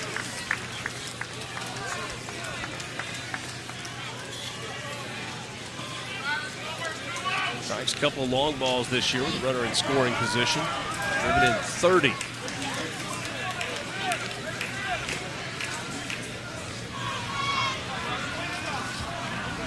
Including 1 tonight. The 0-2.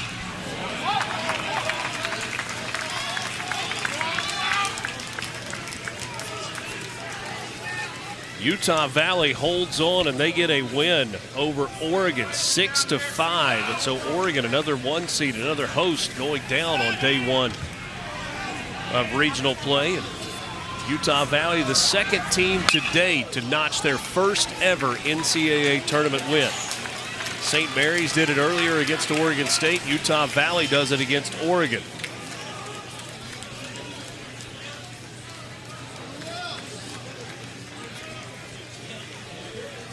Could it happen here in Conway, South Carolina? Fairfield trailing by 2. Count 4-2 in the bottom of the 6th. This ball lifted out to right field. Looser has it go off of his glove. Thorndike hits the bag at third. He's going to come around to score. And it's now 5-2. Sykes goes first to third, Dooley goes first to third. And that's an error on the right fielder, Looser. Misplay by the left fielder back in the first inning. Now misplay in right field, pretty much right at him. Gifts a couple runs for Coastal Carolina and may have lost it in the lights. I don't know, but another run across for Coastal here in the 6th, and a couple misplays by Fairfield in this game so far tonight.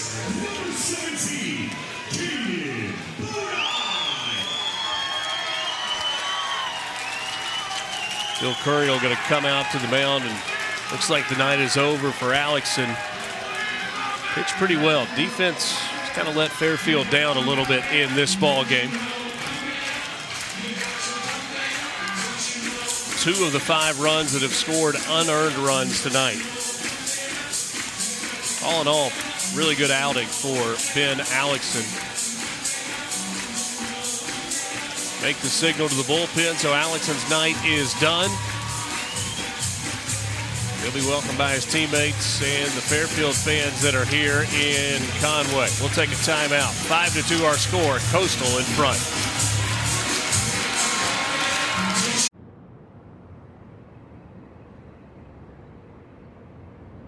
The new How to Train Your Dragon menu is now at BK. Get it before it disappears. Oh, toothless. Bold, tasty, and dangerously delicious. How to Train Your Dragon. Coming to theaters June 13th. Have you ever looked up at the stars and wondered, is there life on other planets? It's really happening. On June 20th, This is the most beautiful place I've ever seen. This is the bathroom. we are not This is awesome! alone. Are you gonna eat me? What? Ew. What kind of alien are you? Disney and Pixar's Elio, rated PG. The Women's College World Series on the networks of ESPN.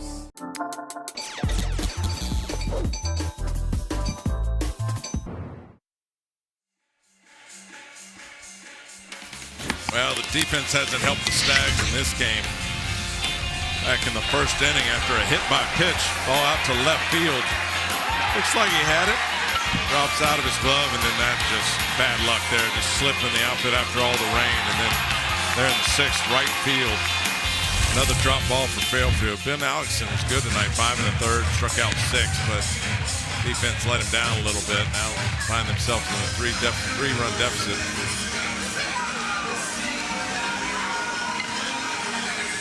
If you were with us from the beginning, you saw Blake Helmstetter, one of the guys that gave us a scouting report on Ben Alexson. Hope he's better on the mound than he was at scouting reports. They had a good time with that. Helmstetter, the senior, 5'7", 180 from Franklin, New Jersey. The left-hander, he has been outstanding as of late. You see the 5.45 ERA. That's for the season. Over the last 18 2/3, his last 10 outings, a 1.49 ERA. He's the guy that Bill Courier has used the most. This is his 24th appearance, 34 innings, 30 strikeouts. 85 to 88 on the fastball, and he'll use the slider just as much as the fastball against left-handed hitters. Drops the changeup on the right-handed hitters. 5.4 ERA.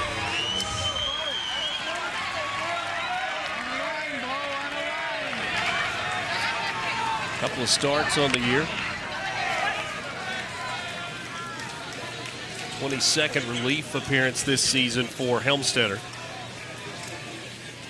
He's dealing with a dangerous Caden Bodine. Bodine 1 for 3 with an RBI double in the second. Takes down and in for ball 2.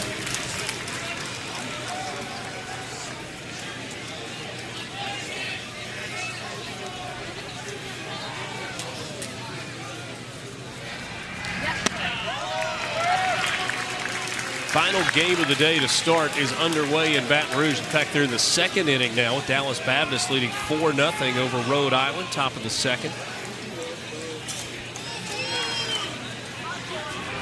Got that game and this game. Everything else has gone final. A 4-pitch walk to Caden Bodine from Helmstetter out of the pen. And now the bases are loaded in a dangerous spot here for Fairfield. Still within striking distance, down 3, but a base hit could make it really difficult. Bad news is bases are loaded. Good news is one ball in play can get you out of the inning. Blake Helmstetter just got to keep the ball low, try to get a ground ball. The corners are in. Up the middle, playing for the double play. There's a strike. In this inning, a run across and the bases loaded without a hit in the inning. Walk, sacrifice bunt, hit by pitch, error, and a walk. Same thing as the first inning. 1 run, no hits. Sebastian Alexander looking for his first hit of the night. He hits it in the air to right. Looser going back to the track. He makes the catch a step shy of the wall. Tagging at third and coming home to score is Ty Dooley. It's a sacrifice fly for Sebastian Alexander. He just missed a grand slam. And that is a tough play in right field for Lucier after you've made a mistake. Confidence is low, and he has to get all the way to the wall on the track. And made that play look pretty easy. We do scratch another run across. Coastal up by 4 now, but nice job in right field to prevent more.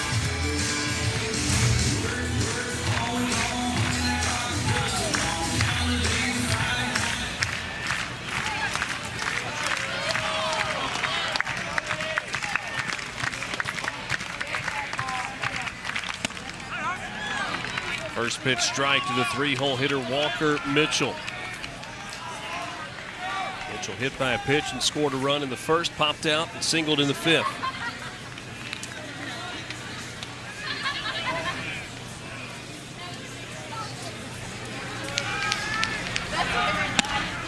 Way outside.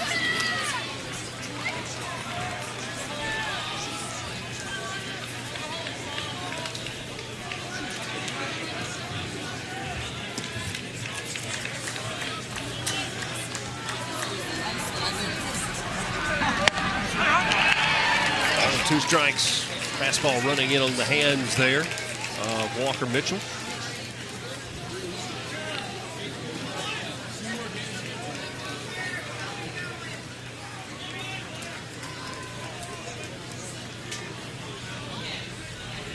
The 1-2. Out into right center field. That's a base hit. Well, Sykes will step on home plate.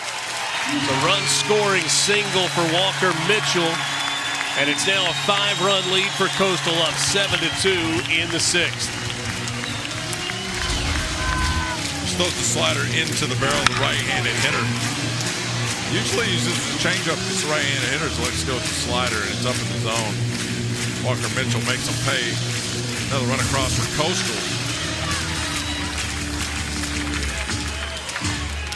40th RBI of the season for Walker Mitchell. And now Blake Barthol comes to the plate.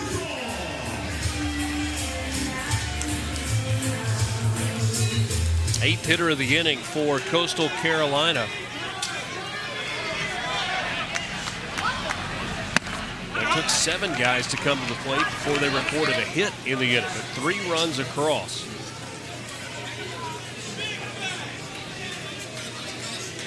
Of the 7 runs scored for Coastal tonight, only 3 of them earned runs. This ball high in the air to left field, slicing out of play. Still got a good crowd here at Springs Brooks Stadium. Max effort there, rolling over into the wet grass to grab the foul ball. And why not? Yeah. He's having a good time, right?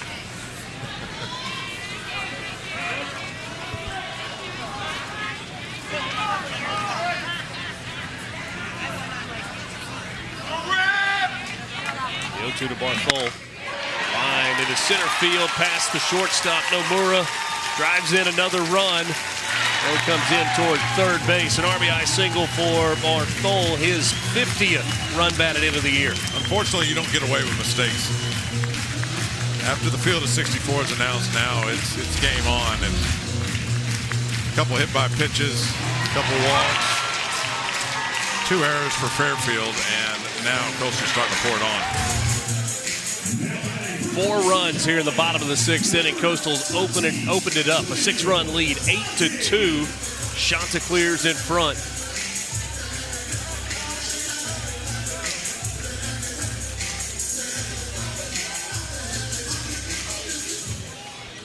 You got to re-sign up for internet because we're into a new day. Another day, I only had a 24-hour access. It's after midnight. You get kicked off. Curveball for strike 1 there.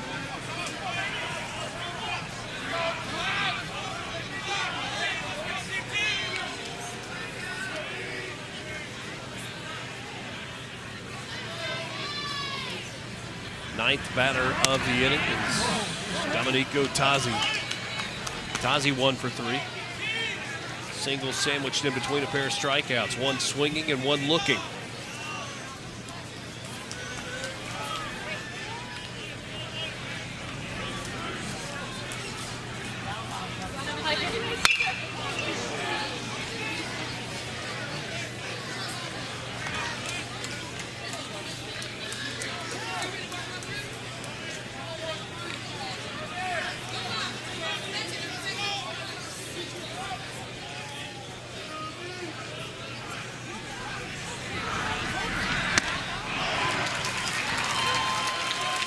Strikeout to end the inning. Helmstetter records the final out in the 5th batter that he faces.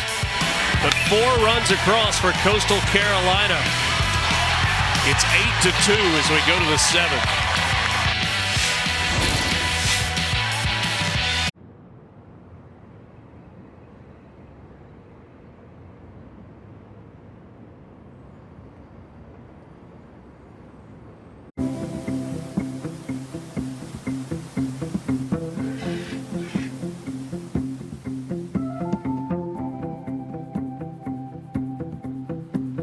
Pedro's parents planned for adventure, but they didn't plan for him to make a new best friend. You were made to get more than you bargained for. We were made to help you save on packages. Expedia, made to travel. We can't get enough of the WNBA. Dallas Wings select Paige Beckers. With more stars and more heat than ever. Ridiculous! The WNBA on ESPN. The Women's College World Series heats up in OKC as softball's elite compete for their ticket to the championship series. The Women's College World Series continues through June 6th on the networks of ESPN.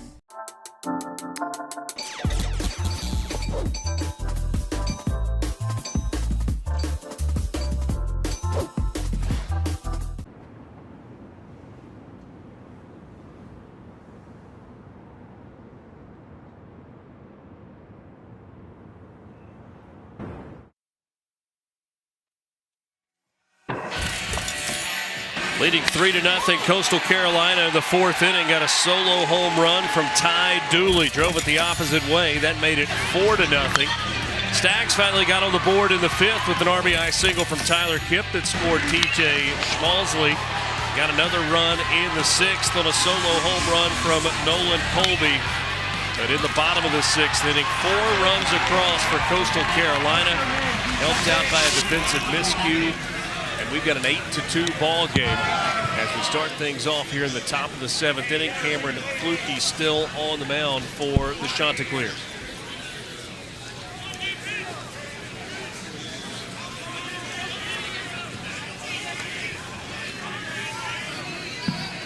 Alongside Todd Walker, I'm Richard Cross with our entire crew. It's been a long day in Conway, South Carolina. We appreciate you being with us. This ball hit high into the air to left field. Alexander gets to the wall, reaches up and makes the catch.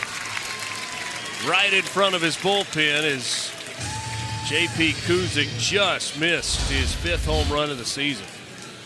Yeah, ball's not really traveling anywhere tonight. And nice job by Alexander in left field. Knows the ballpark, puts his hand out, finds the wall. Had the track up under him. Nice job in left field for the first out. Weather delays aplenty today in day one of regional play. Had some form of a delay at Athens, Auburn, Baton Rouge, Chapel Hill, Clemson. Here in Conway, this one's bunted foul. Hattiesburg, Knoxville, and Tallahassee. That's 9 of the 16 sites dealing with weather issues today. Got 3 West Coast sites. They were all good in Eugene, Corvallis, and Los Angeles. A lot of storms this time of the year, though, in the southeastern part of the United States.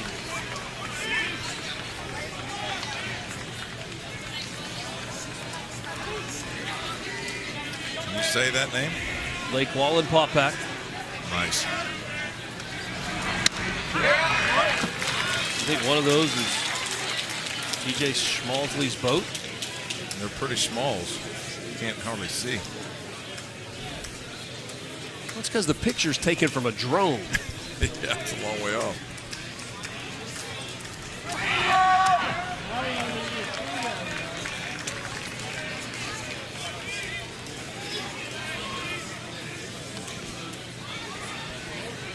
.94 pitches tonight for Fluke. He's got 100 strikeouts on the season.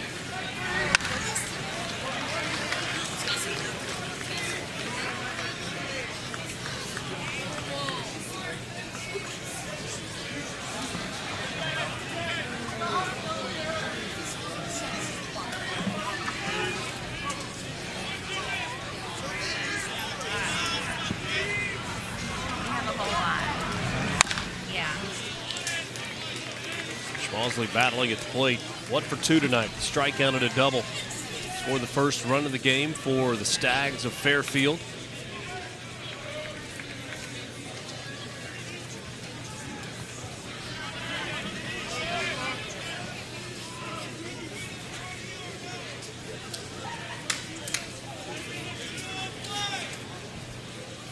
Fluke's 2-2.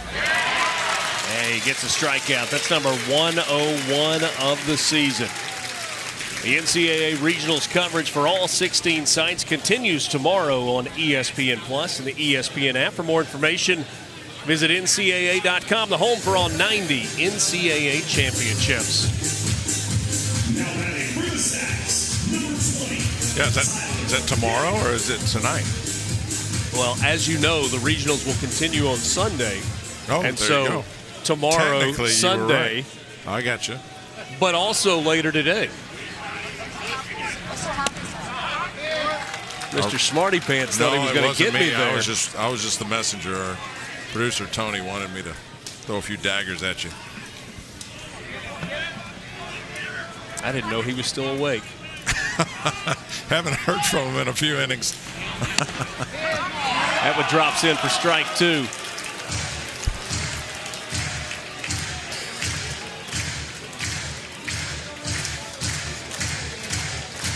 No balls and 2 strikes. 2 down in the inning. Tyler Kipp trying to keep the inning alive. And he chases a curveball. That's another strikeout for Flukie. He now sits at 102 for the season. And it's an 8-2 lead. Time to stretch at Springsbrook Stadium.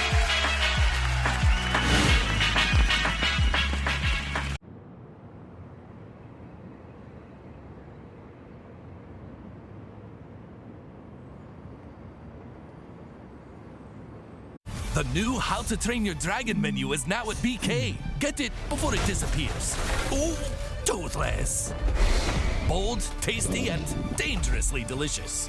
How to Train Your Dragon. Coming to theaters June 13th.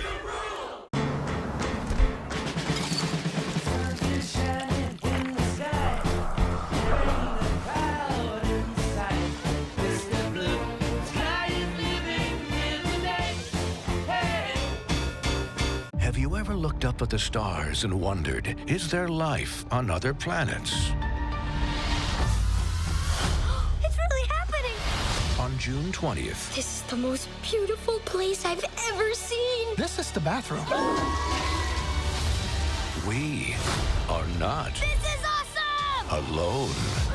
Are you gonna eat me? What? Ew. What kind of alien are you? Disney and Pixar's Elio, rated PG. The WNBA on ESPN. We can't get enough. The UFL is the spring football league. More of what you love. The atmosphere, the intensity. Must see for every football fan. The United Football League. All season long on ESPN, ABC, and ESPN+.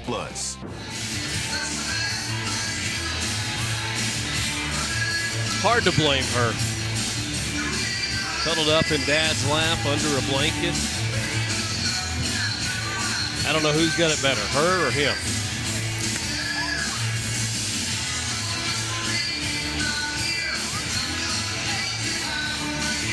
New pitcher in the game for Fairfield, Will Fox. Senior from West Hartford, Connecticut, making his 14th appearance of the year. The right-hander, 6'3", 210 pounds. 11 strikeouts, 9 walks on the season. High 80s fastball. Sliders to the right-handers. Drops more changeups on the left. He's going to face 2 out of the next 3 left-handed hitters. He's better against the right-handed hitters. 265 against him.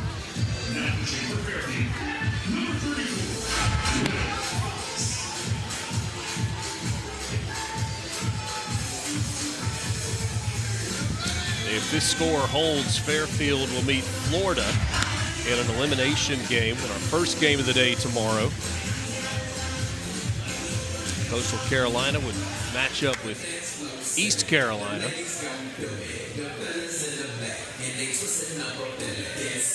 Colby Thorndike going to lead things off here in the bottom of the 7th for the Chanticleers. Shots hit 9 to the plate in the 6th inning. Colby Thorndike started it off the walk, still looking for his first hit of the night.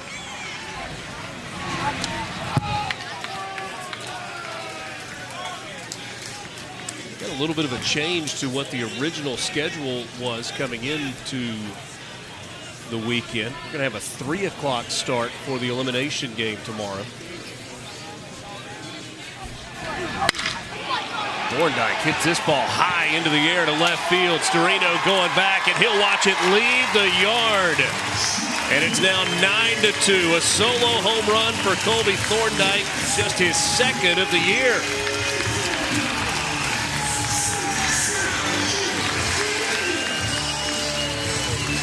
He hit that ball like he's hit 20. Left-handed Colby Thorndike.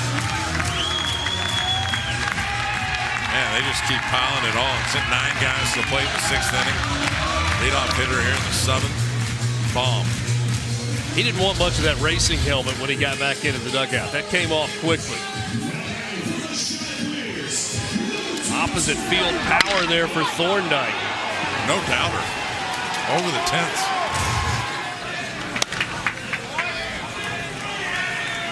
Reagan Pado now. Nothing like giving up a 380-foot home run and seeing the next guy show Yeah, fun. I was just thinking that. Like, that's borderline on that unwritten rule. Up by 7. Home run late in the game. They try to bunt. It's more of a big league thing than a college Yeah, probably thing, so. though, isn't it? I don't think you can blame him for that. He's trying to grind it out. Pado with a triple in the second inning. Strikeout and a sacrifice bunt since. That ball almost ended up in the booth. How'd that happen? You still got good hands? I think so. It would have been tested right there.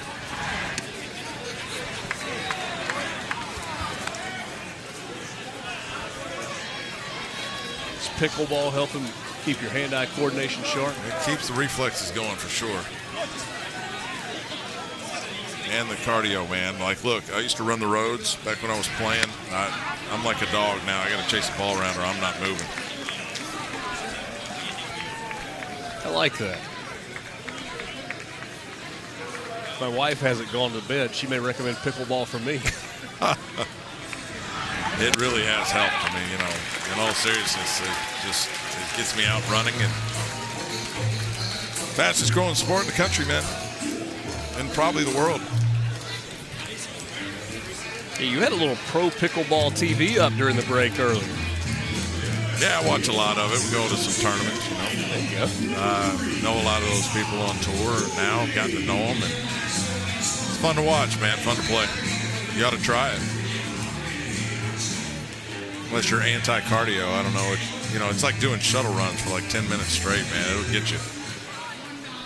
I'm allergic to the gym, but not necessarily cardio. The competitive juices flowing. Stolen base there by Pado. Gets to second into scoring position for Ty Dooley. Just scored a couple of runs tonight. Home run and a hit by pitch. Well, we've got a little extra time in the morning now. Yeah, tomorrow we're going to need it, man. We're not getting out of here till 2 in the morning probably.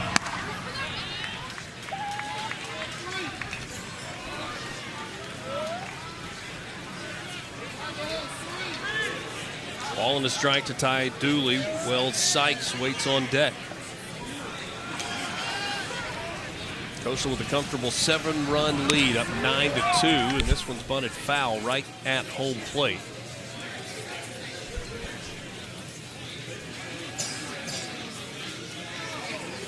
You want to go hit the beach in the morning? Sure. Ride the Ferris wheel? That or the ejection seat. Yeah, I saw that. 1-2. Grounded foul. Thought you said you wouldn't mind that. Well, it's about 100 feet in the air and just drops you. You never done that before? No, I don't. That doesn't sound fun to me at all. It's been a while. Bungee jumped a few times. And yeah, I think I did all that stuff too when I was like 10. It's been a while. This one lifted to left field. Storino going back, and it's off the wall. Stopping at third is Pado. It's a double for Ty Dooley. Just short of a home run the opposite way for Dooley.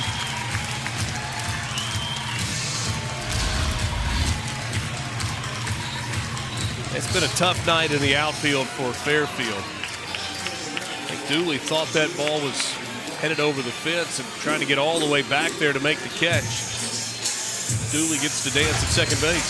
Yeah, Ty Dooley out of the 8th spot. Wow. Home run, hit by pitch, a double. Sykes out of the 9 hole, scored twice. Bottom half of this order has done well. Pado, who we just saw walk, had a triple back in the second inning. 7-8-9 for this Coastal lineup. 6-7-8-9 has really done all the damage. 7 of the 9 runs.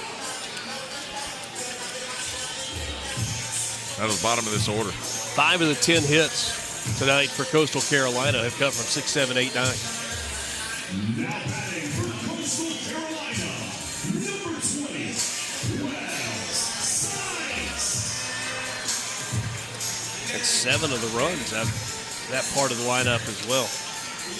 To the right-hander Peter Phillips throwing in the bullpen for Fairfield. Wells Sykes now with a chance to blow this game wide open. Already a 7-run lead for the Shunts. On the ground, left side, fielded by the shortstop Nomura. His throw across in time for the out, but a run comes home to score. So a productive out there for Wells Sykes. Picks up his second RBI of the game.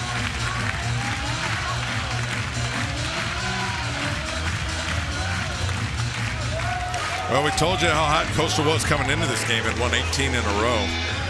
48 wins. It's tied for the most with Northeastern in Division I baseball after tonight. They may have the lead. Did Northeastern get beat? They did. Mississippi State beat them. So not only is the streak over for Northeastern, Coastal would now have the longest winning streak in the country at 19 if they win this game. 49 wins. That's pretty impressive this time of year. Tennessee last year won the World Series. They ended up with 60 wins, but that's highly unusual.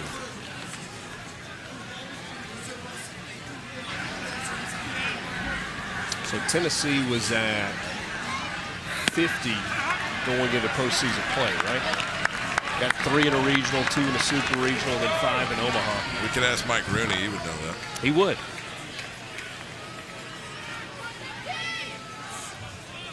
No balls and 2 strikes to Caden Bodine. Bodine with an RBI double back in the second inning. Walked and scored in the 6th. He's 1 for 3 tonight.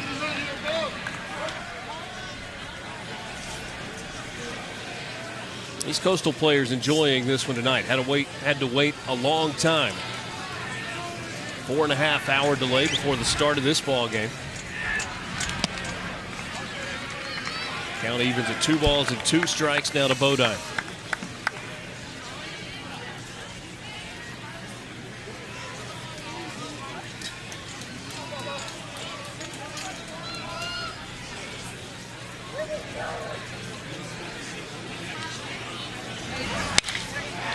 Bodine hits it high in the air to center field. Schmalzley moving over to his right into the left center field gap, tagging at second and going to third. Ty Dooley, he'll get there without a throw. They're 2 down in the inning.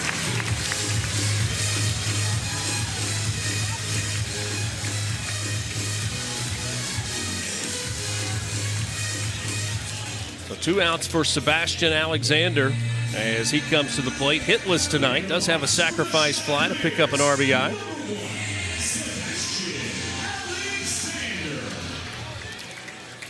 Alexander came into this game hitting just over 300. Well-traveled Sebastian Alexander's first year at Kent State, transferred to Phoenix College in 2022, redshirted in 23, and had the 13 starts here in 2024. Redshirt senior.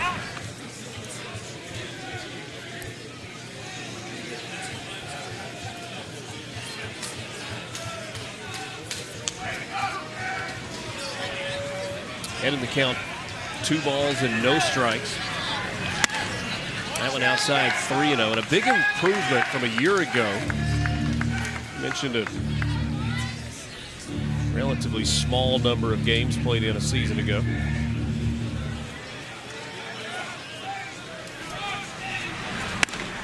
That one gets the corner. It's 3-1 now to Alexander. Hit 164 a year ago with an on-base percentage below 300.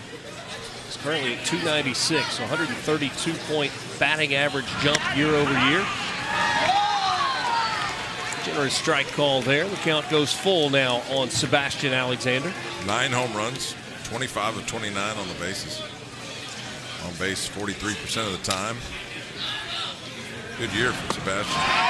Check swing, and they say he went around, so that is a strikeout to end the inning. Alexander was trying to sell that was ball 4. 10-2 our score as we go to the 8th.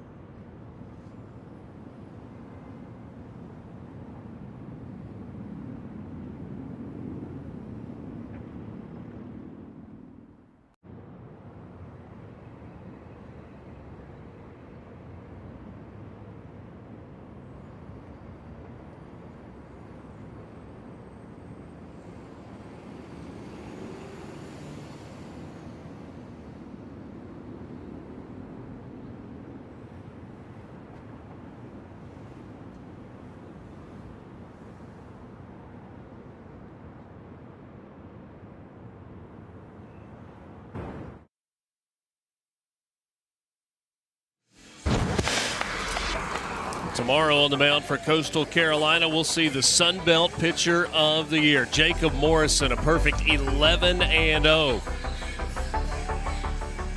Big boy, 6'8", 245. Missed about 600 days with TJ. Tommy John surgery in 2024, but he's back in a big way this year. And we talked about Coastal Carolina's pitching staff. I mean, they have been really impressive. Usually they're built offensively, but this year the pitching staff has led the charge. ERA, shutouts, on base against, strikeouts, first in the league, in all of those categories. Night is done for Cameron Fluke. Hayden Johnson, the new pitcher for the Chanticleers, 4-0 on the year with a 3.45 ERA.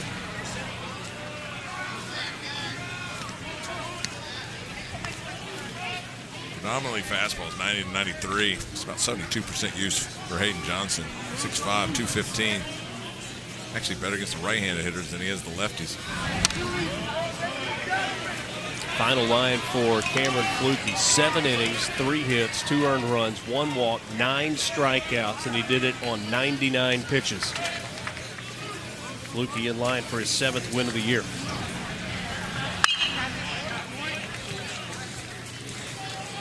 Really held his velocity for the entire outing. He was still at 95 at the fastball in the 7th inning.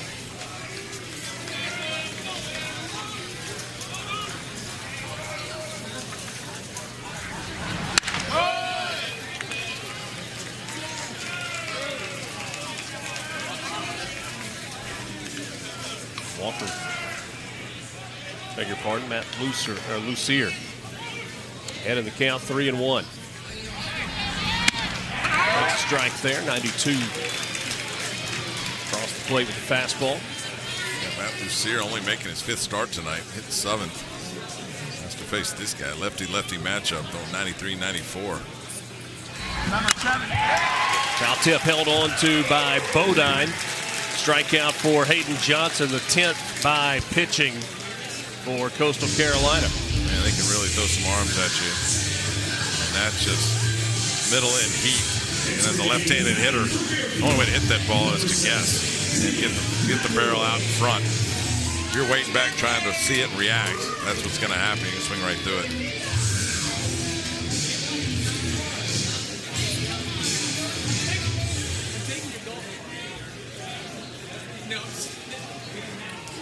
Pinch hitter here for Fairfield, Liam McElroy. Takes outside for ball 1. Goes into the lineup in place of Nick Storino.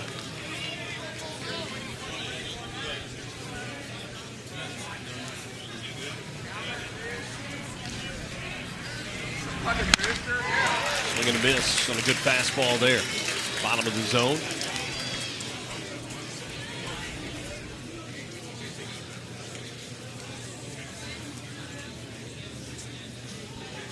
th game that McElroy has played in this season, hitting .233. He lines this one out to right field, coming on and making another big-time catch in right field is Pado.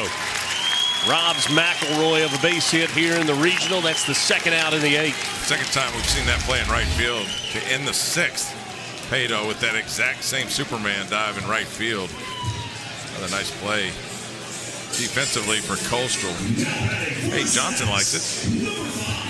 You know, it's GAs and managers in college baseball that do the laundry and take care of that. I guess it'd be a clubby if you were in the big league. But whoever it is probably deserves a tip from Pado after taking care of that uniform tonight.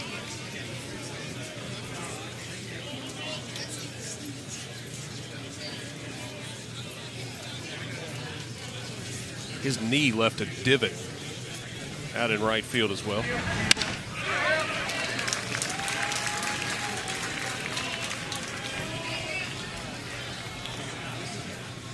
Just past 1 o'clock here on the East Coast. Fantastic. After midnight in the Central Time Zone.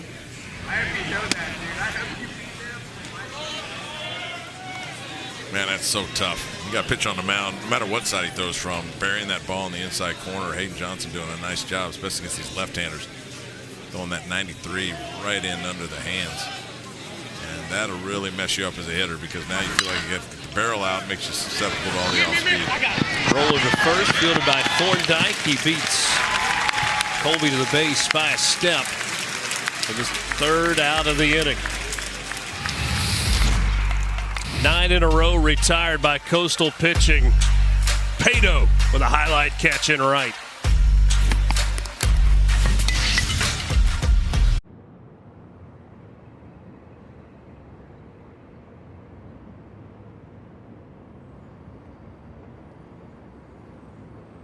The new How to Train Your Dragon menu is now at BK. Get it before it disappears. Oh, toothless. Bold, tasty, and dangerously delicious. How to Train Your Dragon. Coming to theaters June 13th. Would you rather spend your summer like this? Hey, Jim, how's your back? Oh, you know. I hear ya. Or like this? What's happening? Welcome. Allow me to adjust your gravity. No, I'm fine. Gravity on. On June 20th, kick off your summer with Elio. Elio? Elio. You're more puny than I expected. I could say the same about you. These are the lava tunnels. Cody and I am not fireproof. Just get in my mouth. Actually kind of comfy in here. Disney and Pixar's Elio. Rated PG, June 20th. I've been warned by celebrities, athletes, and world leaders. But I've always felt most comfortable up here with the folks that made me who I am. I'm right at home out here on the land, because this is where I come from. I've been showing up here for nearly 200 years, and I can't wait to see what's next. That's off to the future. John Deere plans to invest nearly $20 billion in America over the next 10 years. The Women's College World Series on the networks of ESPN.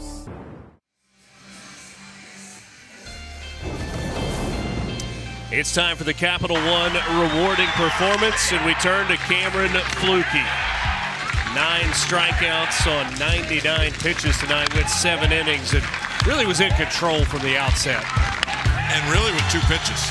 I mean, 96-97 elevated above the zone, and then the 12-6 curveball. And man, he was electric tonight coming out of the gates with that fastball, late life on that ball, and just one time through the order just shocked Fairfield a little bit. They got him on him a little bit, around the 5th and 6th inning. 5th and 6th inning, yeah. But man, I mean, try to catch up to that 97 over the top.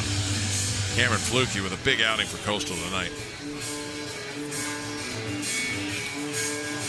Jack Sheldon into the game, making his 14th appearance of the year. A freshman from Simsbury, Connecticut.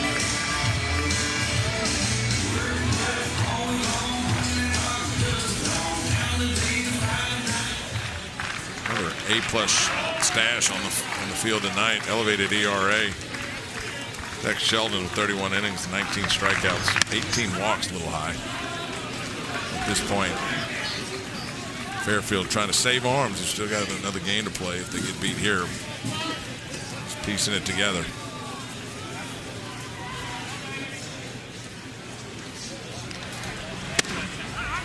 If you missed it earlier, our first game tomorrow will be at 3 Eastern.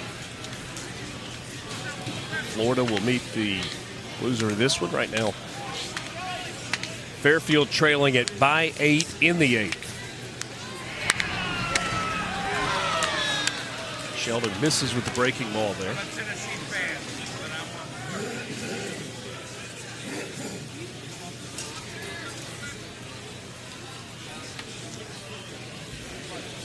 Ball and 2 strikes to Walker Mitchell. Okay.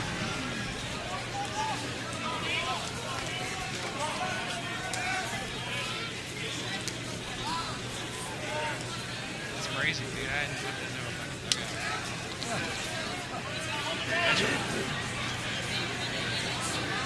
Only one other game happening. There's a strikeout. Punch out there for Jack Sheldon. Gets a strikeout of the first batter that he faces. Walker Mitchell retired. Yeah, nice little spinner. 3-hole Walker Mitchell. Been tough to get out today. Been on base 3 times, but Jack Sheldon figures it out. Strikeout to start the 8th. tight break there on the curveball. Here's Blake Barthol, 1 for 4. Drove in a run back in the 6th inning. Would have had a run in the 1st inning, but what was originally scored a double was changed to an error. Dallas Baptist leading Rhode Island 4-1, bottom of the 4th inning in Baton Rouge. And you saw Barthel brace, and he was ready to take a hit by pitch there. Yeah, they're not moving in the box. That's one thing you know about Coastal Carolina.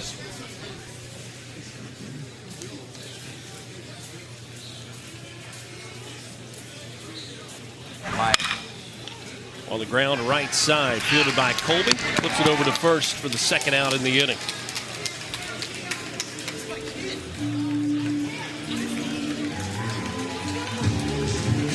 A pinch hitter coming for Coastal Carolina here. Dean Mijos, who's missed some time with an injury. Good to see him back at the plate for the Chanticleers. Gets a big reaction from the crowd.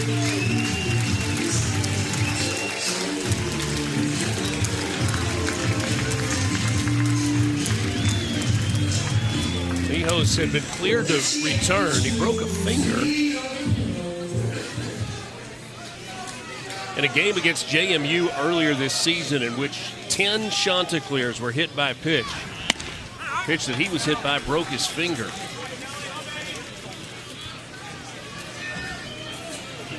Kevin Schnall told us that having more of an effect throwing than swinging, so it's the opportunity to come in and swing it here. Takes that pitch low for ball 1.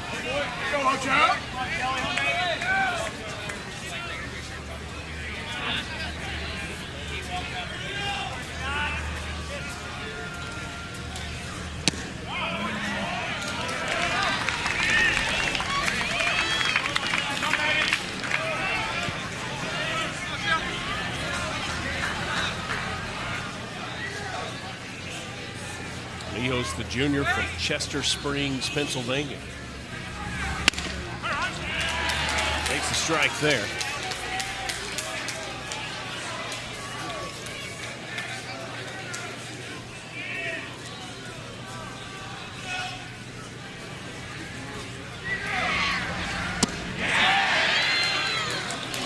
Mijos not able to hold up there, so he goes down on strikes to end the inning.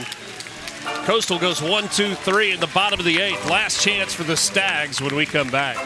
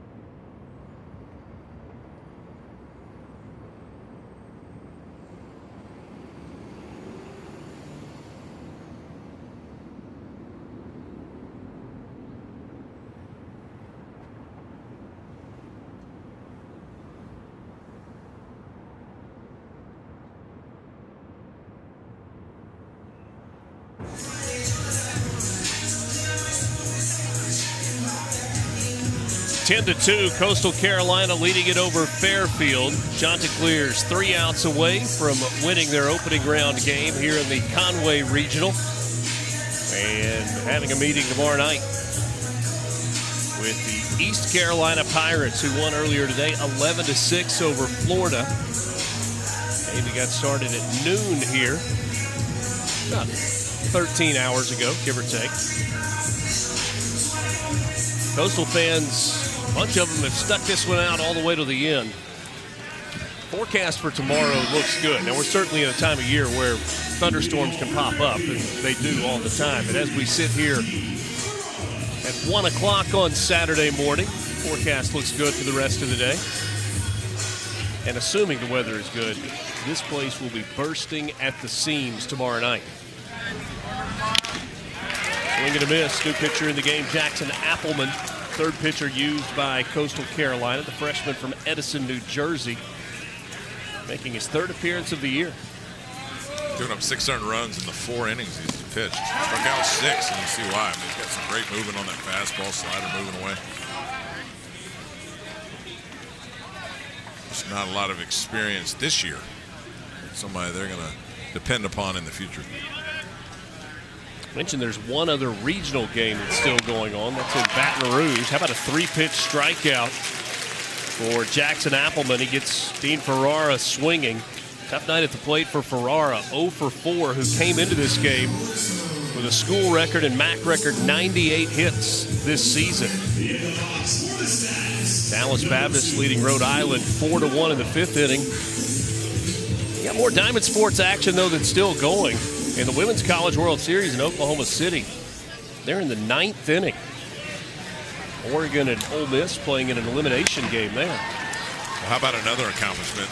My hometown Shreveport, LSU Shreveport, NAIA school, went 59-0 and won the World Series. The NAIA World Series. We won't see that again in our lifetime. So when you talk about Coastal Carolina, what they pulled off in 2016, 59 wins in a row for LSU Shreveport. Congrats to those guys.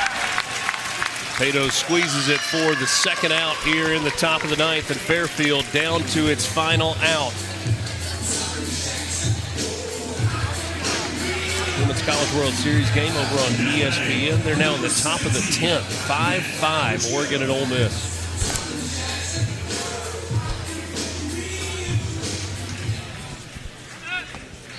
Matthew Bucciero, 0 for 3.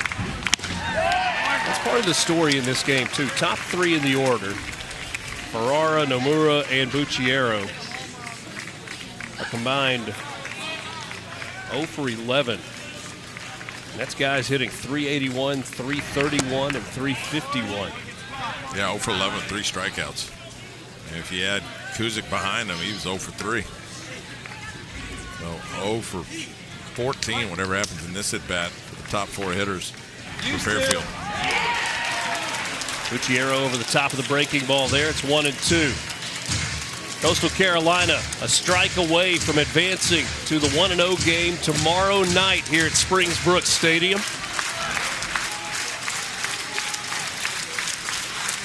Say a big thank you to our entire crew, especially the folks behind the scenes, camera operators, and everybody else that has made today happen. A long day at the ballpark. It started early and has run into Saturday. Outstanding work by everybody involved. We just kind of sit here and talk. Yeah. And we saw the hard work they did to get this field ready for tonight. It's been a long day for everybody. The 2-2. Do it again. This one wide to the bag at third.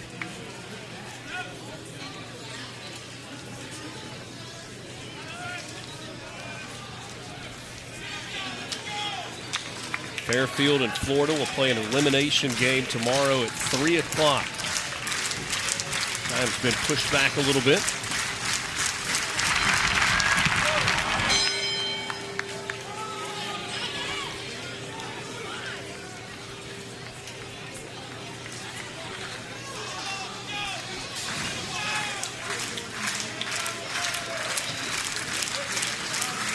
Cameron Fluke, 7 innings of work. Hayden Johnson pitched the 8th, and here in the 9th, that's a called strike 3 for Appleman. Bucciero goes away looking. Combined in the 6th, 7th, 8th, and 9th, Fluke, Johnson, and Appleman retired the final 12 Stags hitters after the home run from Nolan Colby. 10-2 the final score. Coastal Carolina gets the win, and so tomorrow is set. 3 Eastern tomorrow. It's the 2-seed Florida and the 4-seed Fairfield in an elimination game And then tomorrow night at 7 Eastern, Coastal Carolina and East Carolina. That one should be a lot of fun. 19 in a row for Coastal Carolina. That's their 49th win. That's best in the country. They looked really good tonight. Longest winning streak in the country, most wins in the country, and Coastal Carolina will meet East Carolina, the winner of that one, in the driver's seat to win the regional. For my partner Todd Walker and our entire crew, I'm Richard Cross saying so long from Conway, South Carolina. We'll be back with you tomorrow at noon Eastern. Coastal wins it 10-2 over Fairfield.